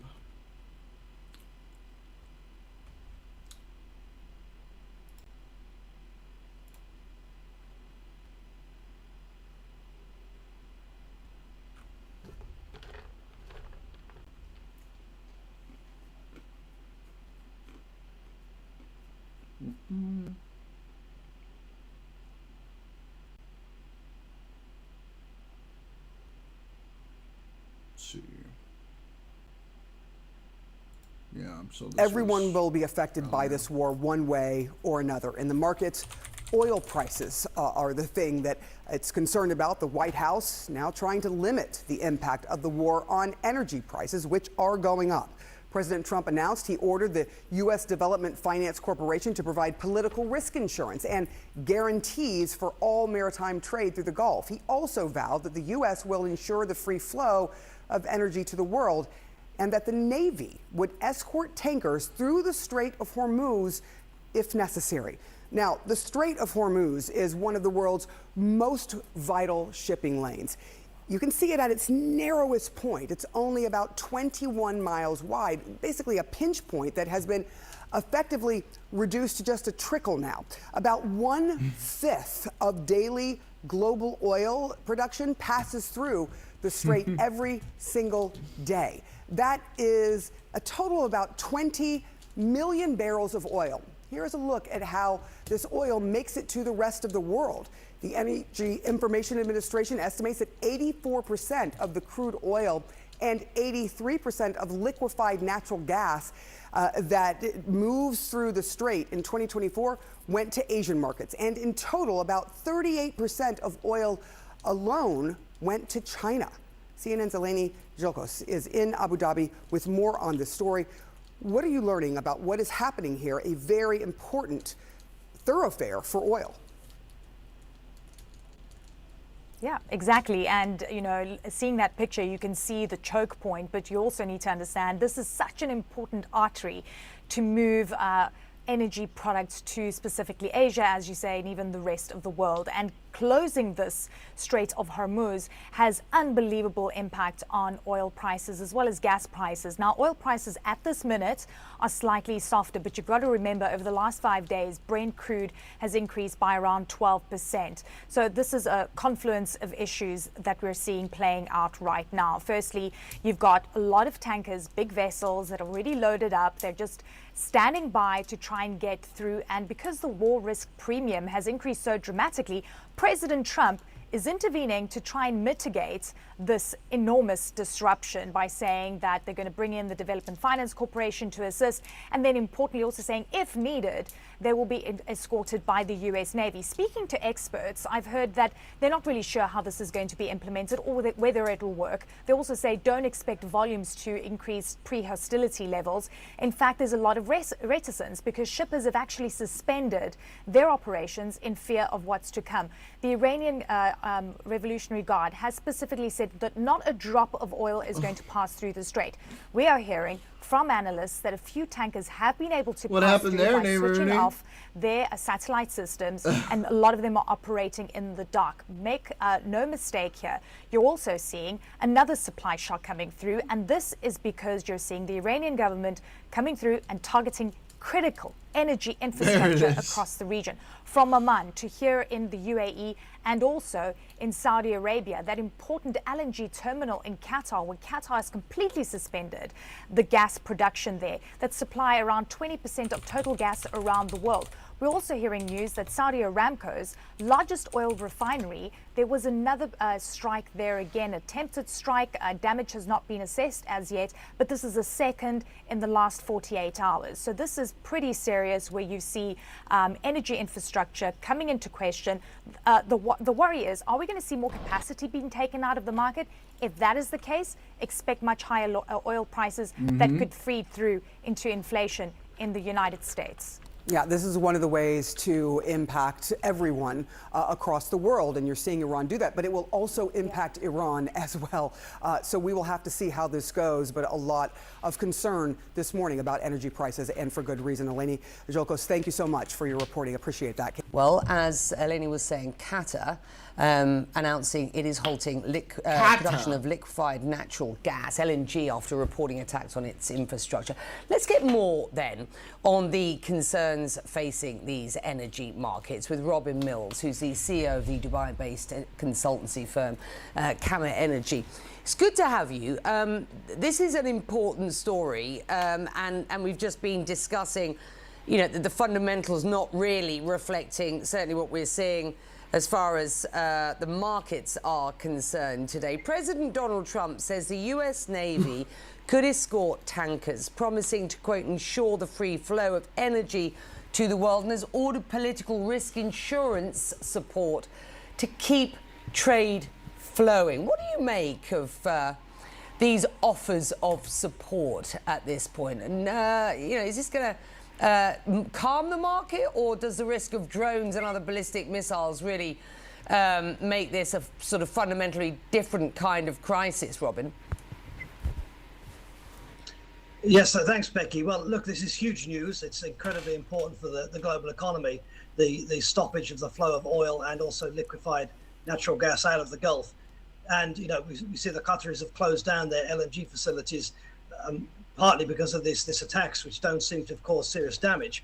But the point is they would have had to close down anyway, because if they can't get the LNG out and their storage tanks fill up pretty quickly, then obviously at that point they have to stop producing. And the same will apply to oil, and Iraq has already cut back on oil production for the same reason. So getting tankers moving in and out of the Gulf again safely in the pretty near future is absolutely critical. This initiative of Donald Trump's, okay, some details to be worked out, but something like this is needed to tackle the security issue of these vessels, but also critically the insurance issue. And let's talk about that. Staying with the Strait, you write, and I quote here, a complete closure of the Strait of Hormuz for longer than a couple of weeks is unlikely. The US Navy and allies would clear mines, sink the remaining Iranian warships, and eliminate missile launches, all of which, by the way, they have told us they will do within a week of the beginning of this. But drones, you say, could keep up a cheap campaign indefinitely and be almost impossible to stop. What does that actually mean in practical terms for oil prices, for insurance markets, and the broader Gulf economies? Are we talking about temporary volatility here, or a structural shift in the way that global energy and trade flows operate and the perception of this part of the world? Yeah, well, you know, we've seen over the past couple of years the Houthi forces in Yemen harassing shipping in the southern Red Sea and almost closing it to a lot of shipping through these pretty simple attacks without actually having to damage or sink many ships. Oh no! So I kind of see two phases here. Oh the first, no, hon, you did it now. Oh boy. The first critical phase in which some kind of military action, as you allude to, gets the strait reopened and gets shipping moving again, and including an insurance solution. Some kind. Who's gonna tell him my family is deep state? Kind of emergency insurance, but indeed then potentially a more chronic phase of attacks by drones on ships that cause a continuing level of danger, cause ships to be very cautious about going in, restrict traffic, don't stop it entirely, but do cut it back. And that could go on a long time until there's some kind of a political solution to this conflict. Insurance rates already elevated, reportedly up 50% for voyages into the Gulf. It's not clear how long this can go on.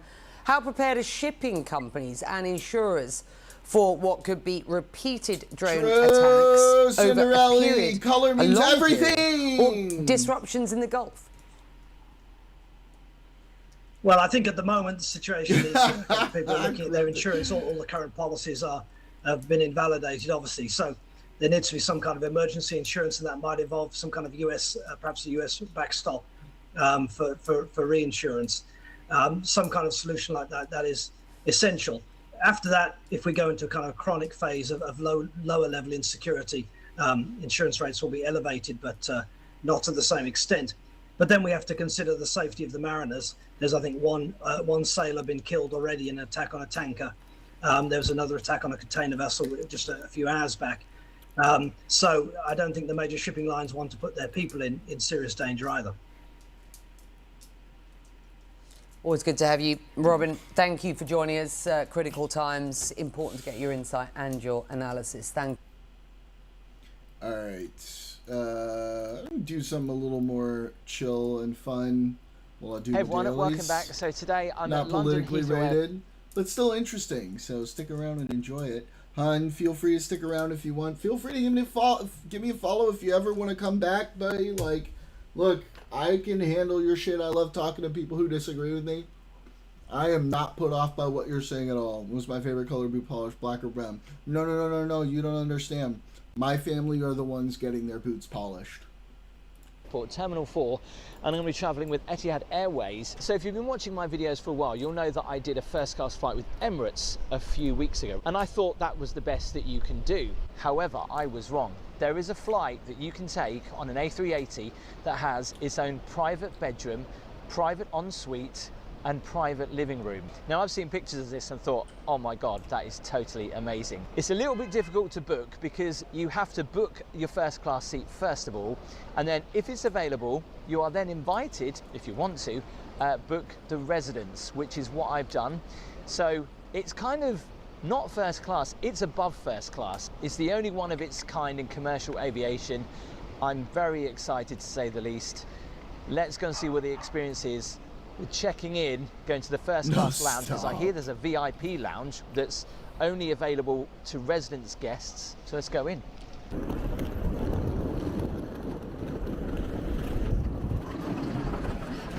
Wow, look at that. How many airports do you know that have a bar right in front of the entrance? Nice. So I need to find where I check in. It says Abu Dhabi there. C.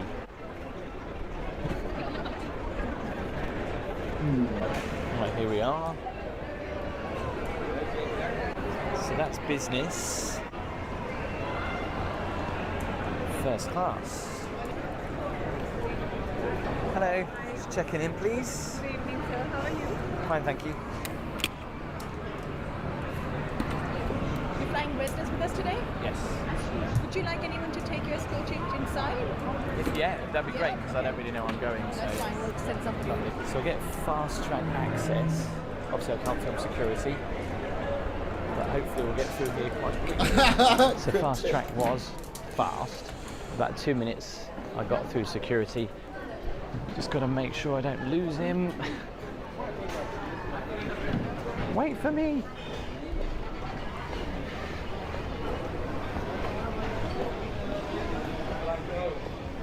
Has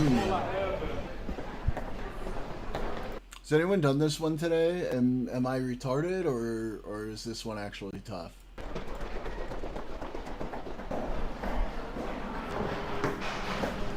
Haha, cryptic.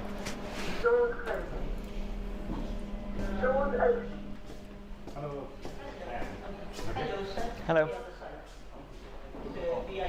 Oh. Hello. I still need to do mine so it won't look.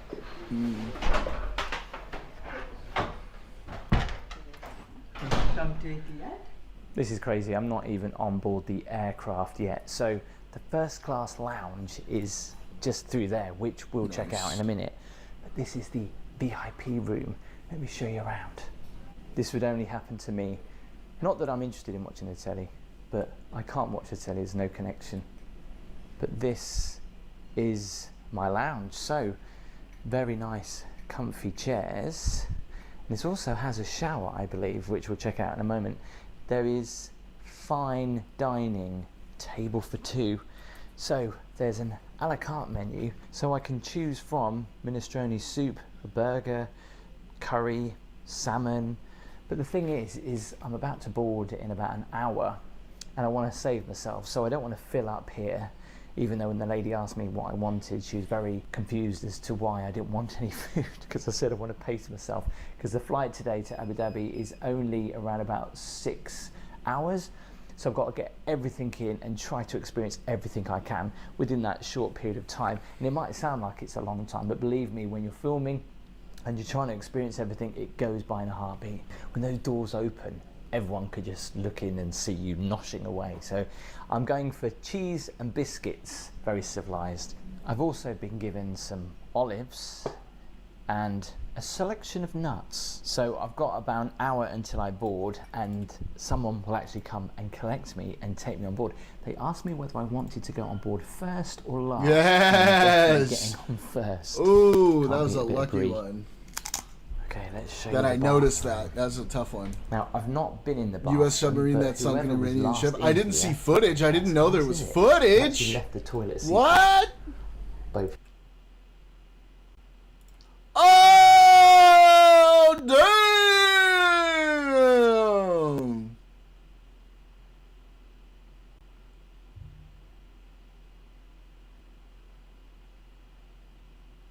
Bro!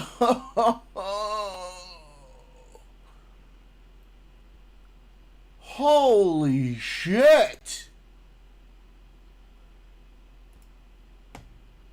Of them. At least the toilet roll is on point. Wait, Heated wait, towel. what? You could see sailors flying?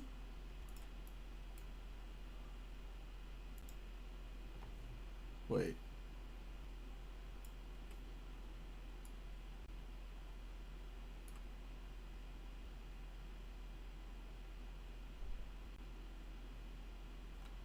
What, like that dude? Was that a dude? Wait, how big is the ship? I'll buff right out. Oh, these dudes right there. Okay, I see them. Okay. Nah, they're running, dog. They're running.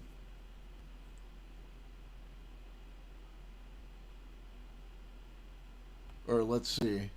Oh, shit. Okay, hang on.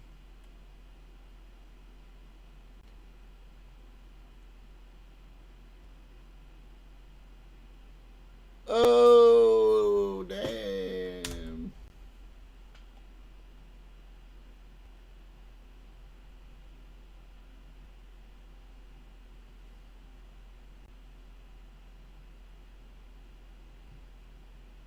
Those are all sailors.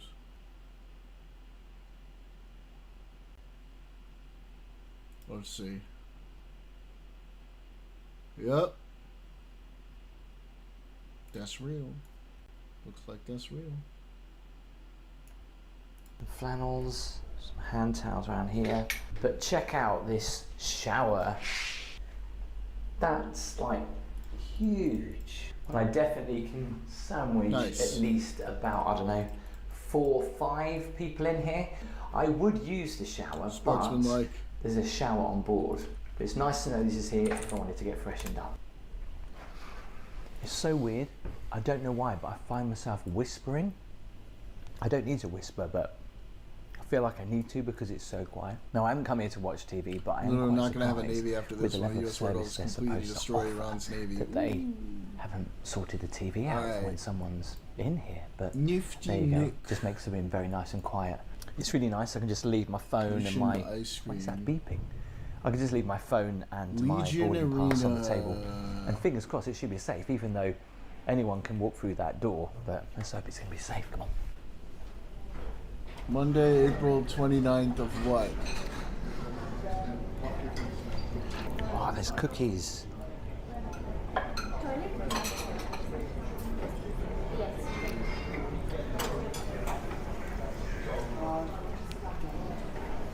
Royal crowns.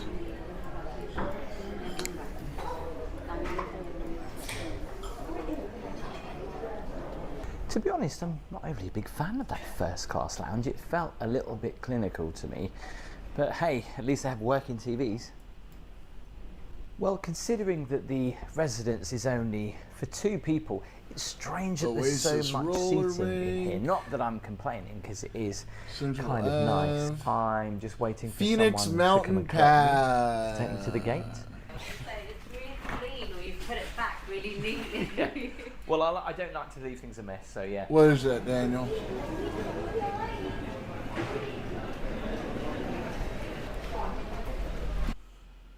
What is this? You were right about one thing, Master. The negotiations were short. Classic. Alright, dude. Wait till he gets at this fucking seat, though. It's crazy. Alright, so it's Phoenix. This is just so weird. There's no one around. We're in Phoenix. Wow. Hello. Evening. Nice to meet you. Nice to meet you. Monica. Thank you so much. Thanks for all the help. Cheers. Hiya. We're street here. Wow. This is like a hotel. So this is... It's got to be like the 50s, right? right? I feel like I have to whisper with first class passengers, but they're further back. But this is really enclosed and you feel like it's very private. Check out this leather couch. This is pretty 50s vibe. Just through there. And an ensuite shower. 57? And we're still on board a commercial aircraft. It's crazy. They've just poured me some champagne. I've got some dates. Alright, we're... Hot towels, very nice. I don't really Absolutely know where in these Phoenix, lights. but I think it's Phoenix. Check out the I carpet. don't know, we'll go Look at here. that. Lighting. We'll go with 57. I've got 2 huge windows. I didn't know I could turn it bright. Oh Super bright, no, okay. it was Let's turn this 1940. one any Damn. brighter as well. But at least we were close. Got 73. a little place to put a shirt or 2. That is like the thinnest. That's just wardrobe Quebec, in the world. right? Probably. So cute though. Look at that. Someone's The license scratched plates it. are Not all me. the same, so this has got to I be believe Quebec. there's storage under here. Montreal. Oh, I can put my bag. Although that won't fit. Actually, will it? Yeah, I'll just leave my bag here. Let's see. Patterns on We the could cushions, probably get so pretty I can close actually on put this the seat one. back a little bit. I don't think any of this is working just yet until we get airborne. So that's my table for later. Box of tissues. I've got another remote here. We could probably get pretty close. This is Peel? Does that For say charging. Peel? Yeah, 40. Yeah, I know. Oh. That's okay. We drop big points there. We just got to make I sure believe we this don't is the lose them bar. elsewhere. Here. in Rue the Peel. seats. Good, The good, posh good, good, water. So it's going to be Size around Coke on can. this street somewhere. Couple Okay. of blankets. And this is my amenity kit, which I'll show you Lufthansa, France. in a little Alright. bit. These are, is this, Huge none of these TV, exist anymore. Premium noise cancelling at headphones. a lot of these places, Also right? got a menu. This is for champagne and Oh, alcohol. I'm thinking it's going to be like around Now here. comparing this to Emirates, for example, their first class seats when you sit on. This there, is not first it's class. just This you. is the residence, dude. This is crazy. This thing has like 2 rooms and a private bathroom and like a queen bed, and it's like, this is insane. But this is obviously designed for 2 people, really. So when you are on your own, you do feel a little bit lonely. Let's check out the bathroom. It's this way. This is crazy. There's a separate door that goes into your bedroom stroke shower. Oh! Oh, boys! Wow.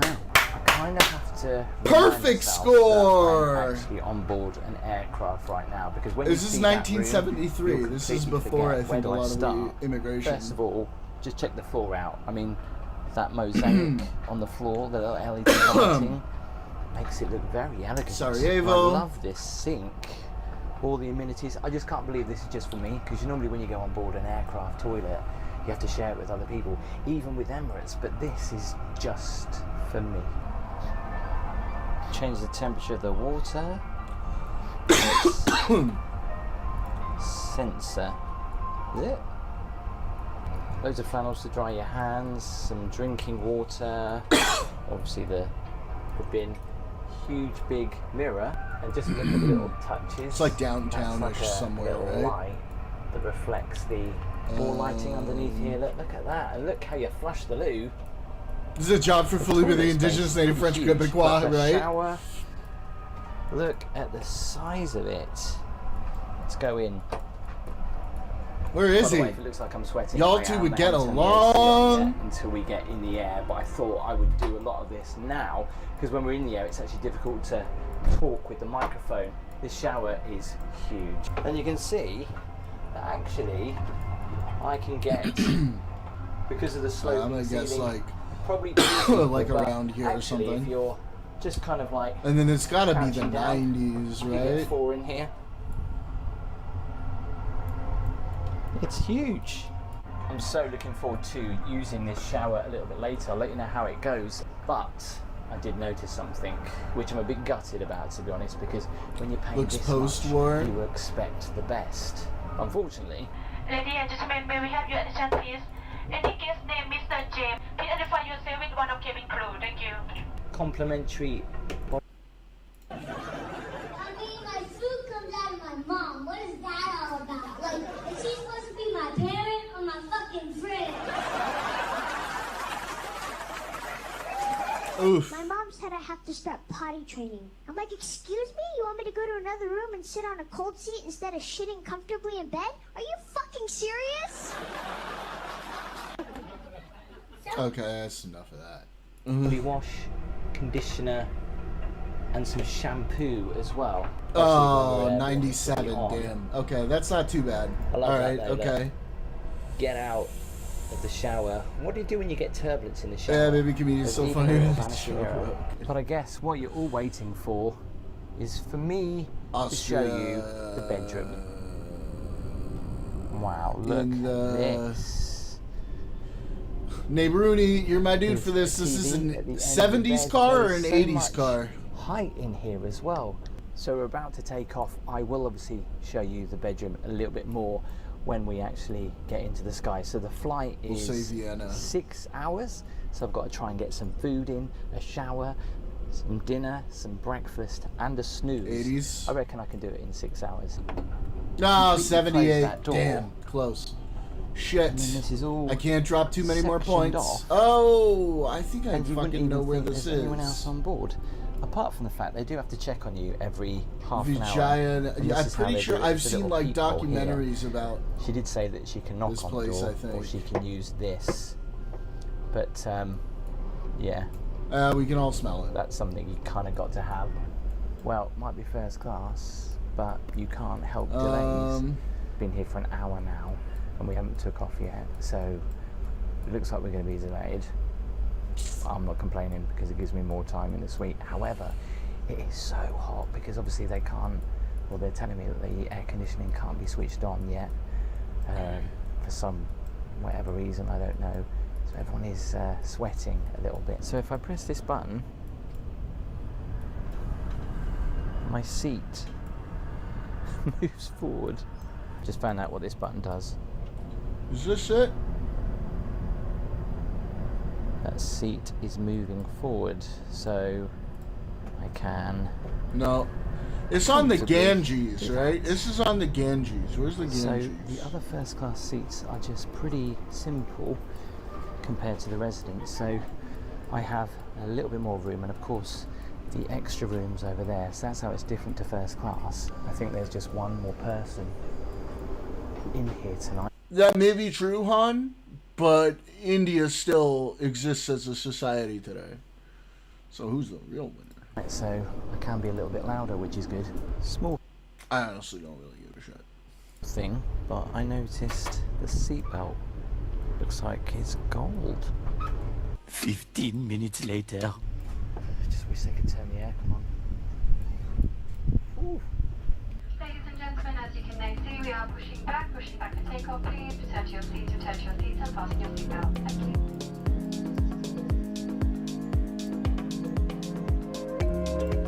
Isn't the Ganges supposed to be like big?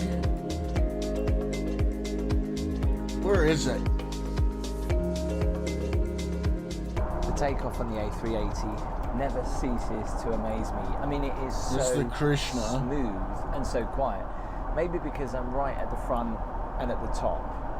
It's probably different at the back. I don't know. You'll have to let me know in the comments. Godavari. Being on the residence, I get free Wi-Fi. So I've got my Wi-Fi code in here. That doesn't look Here bad. is the menu for dinner.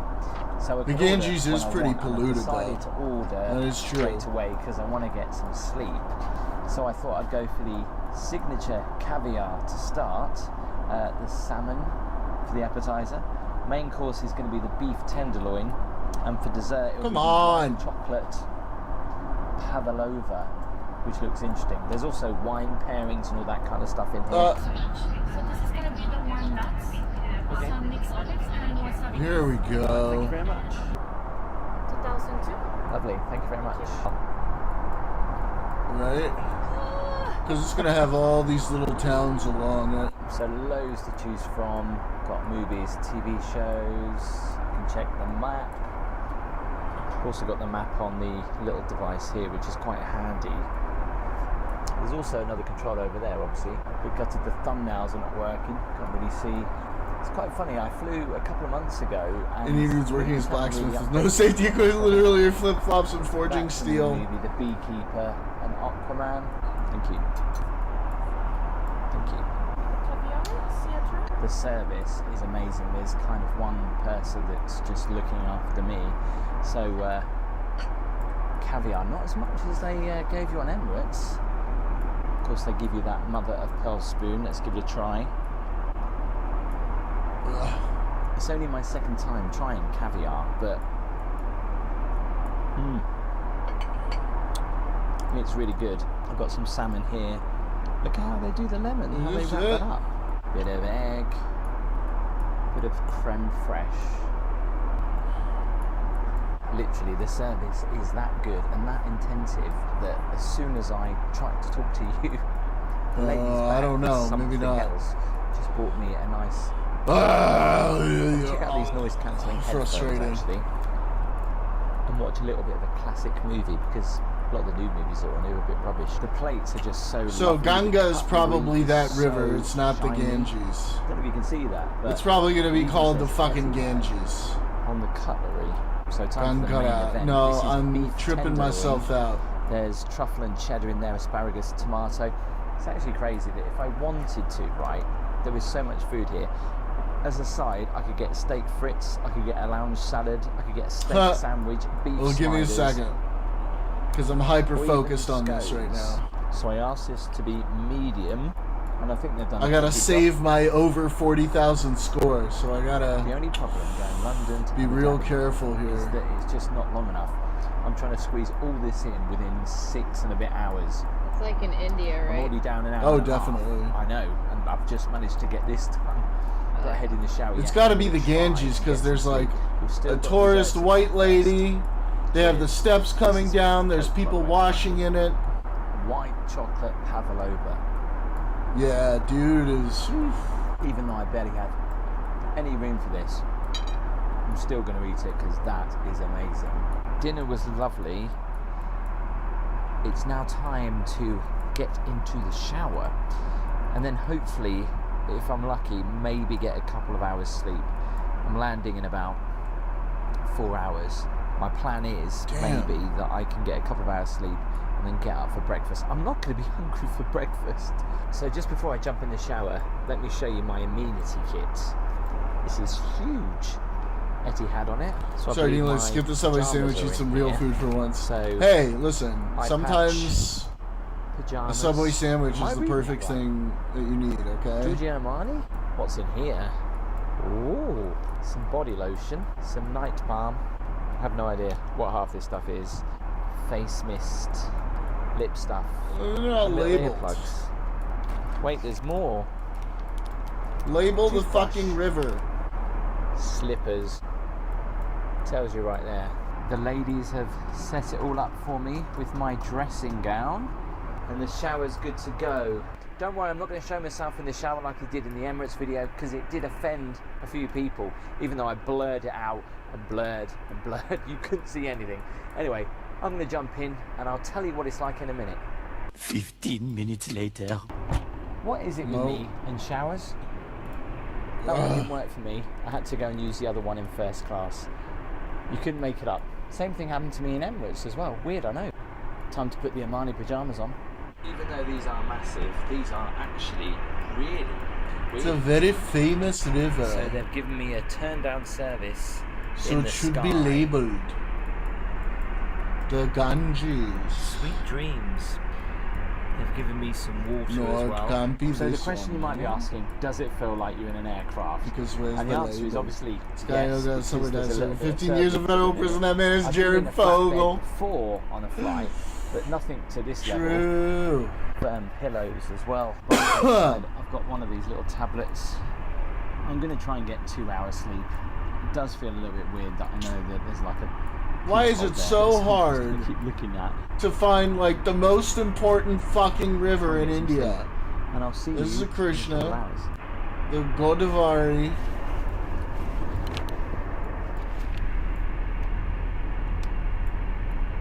So I had around about an hour and a half, I think. Got woke up a couple of times with a little bit of turbulence. I tell you what, the weirdest sensation is during the turbulence you can really feel the dips more so than I ever have on any aircraft before. Like you can really feel it going up. But we've got about an hour and 45 minutes until we land. It's not the Ganga, is it? That's it? It can't be. We land for food, so It can't be. some breakfast.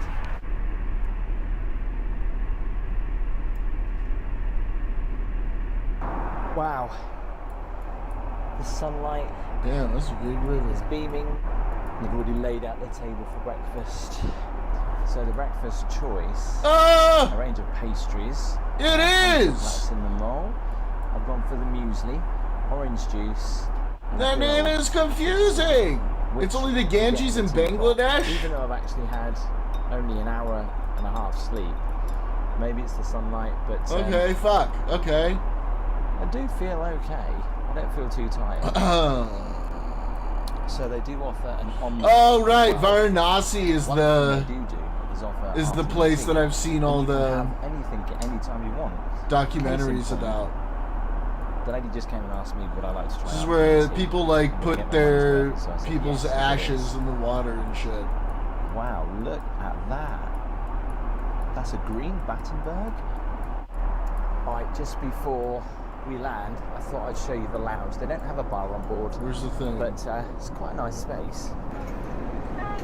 Can I just go to the lounge? Wow, this is a really nice little area.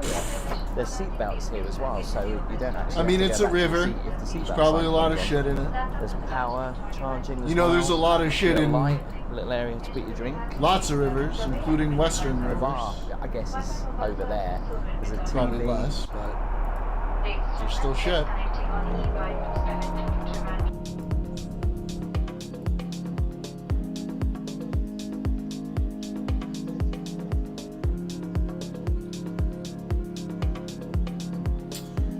Where are these things? There's like special areas you go to.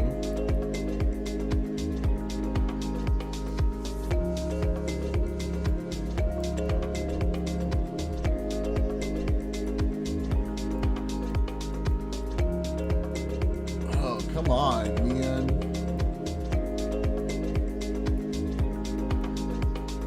I know it's Well, I've Varanasi. never had that kind of service. Well, I don't before, know so this I is was Varanasi, escorted off but the plane and then escorted through I know that's where I security, saw which the was fast track, documentary. but This was actually people were going through quite quickly anyway, so it didn't really matter.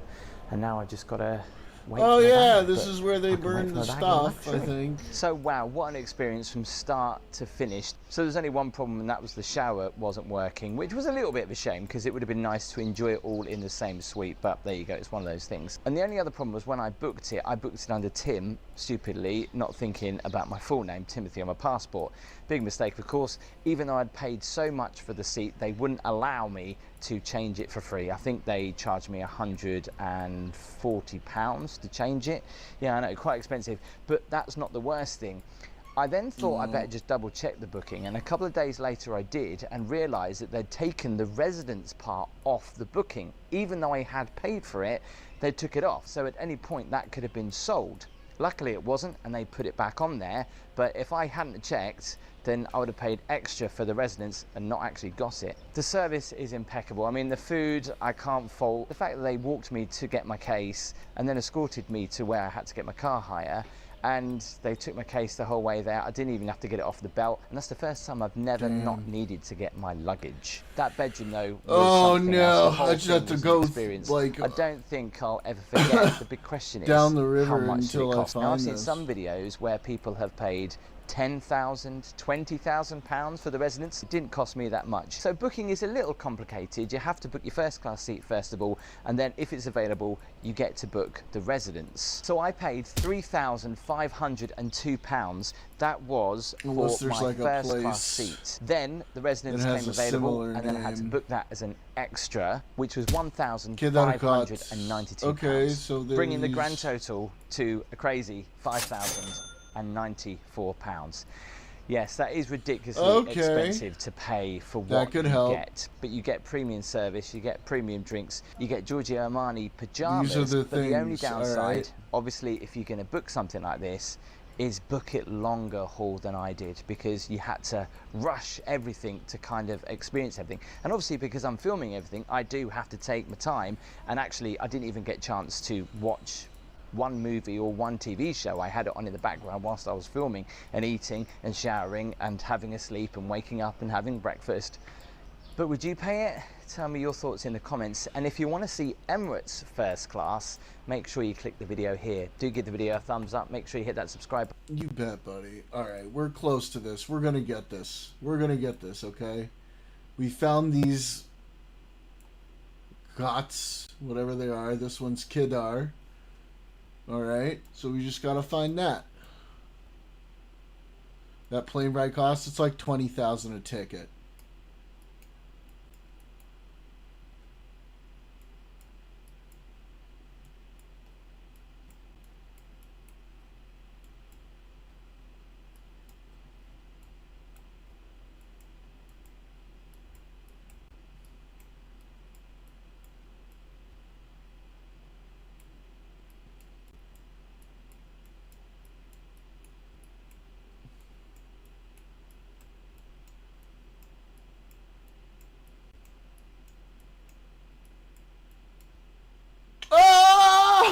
Oh, boys! Why does it look different?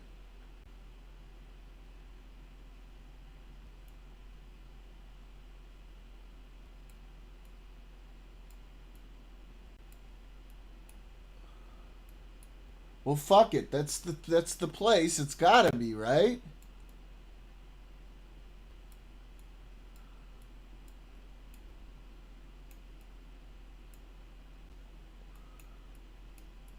$5K pounds and change. Yeah, I've seen people say it's like $20K though.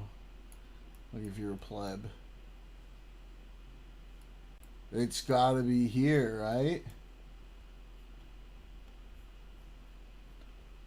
Oh, is that this? Or this or something? Where are the Sears? Okay. I'm going here, right? Okay, we're just gonna go with here.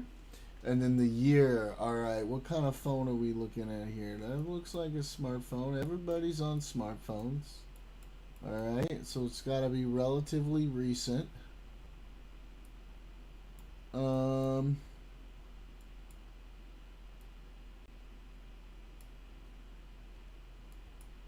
don't know. Let's see. 23 maybe?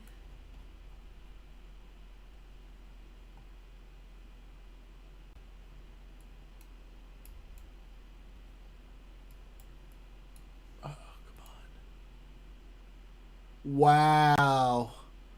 Wow.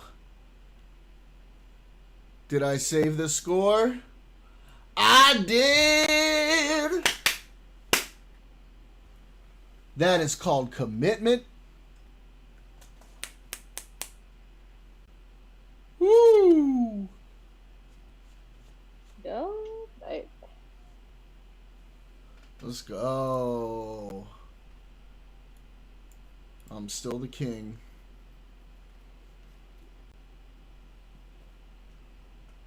All right, friends, new and old. It's been fun. Seriously, hon, feel free to give me a follow. Come back, argue with me anytime you want. I love it. We love that energy. But if not, it's up to you. All right, everyone. You guys have fun. I will be back on Friday as usual. Everybody have a beautiful time. Bye.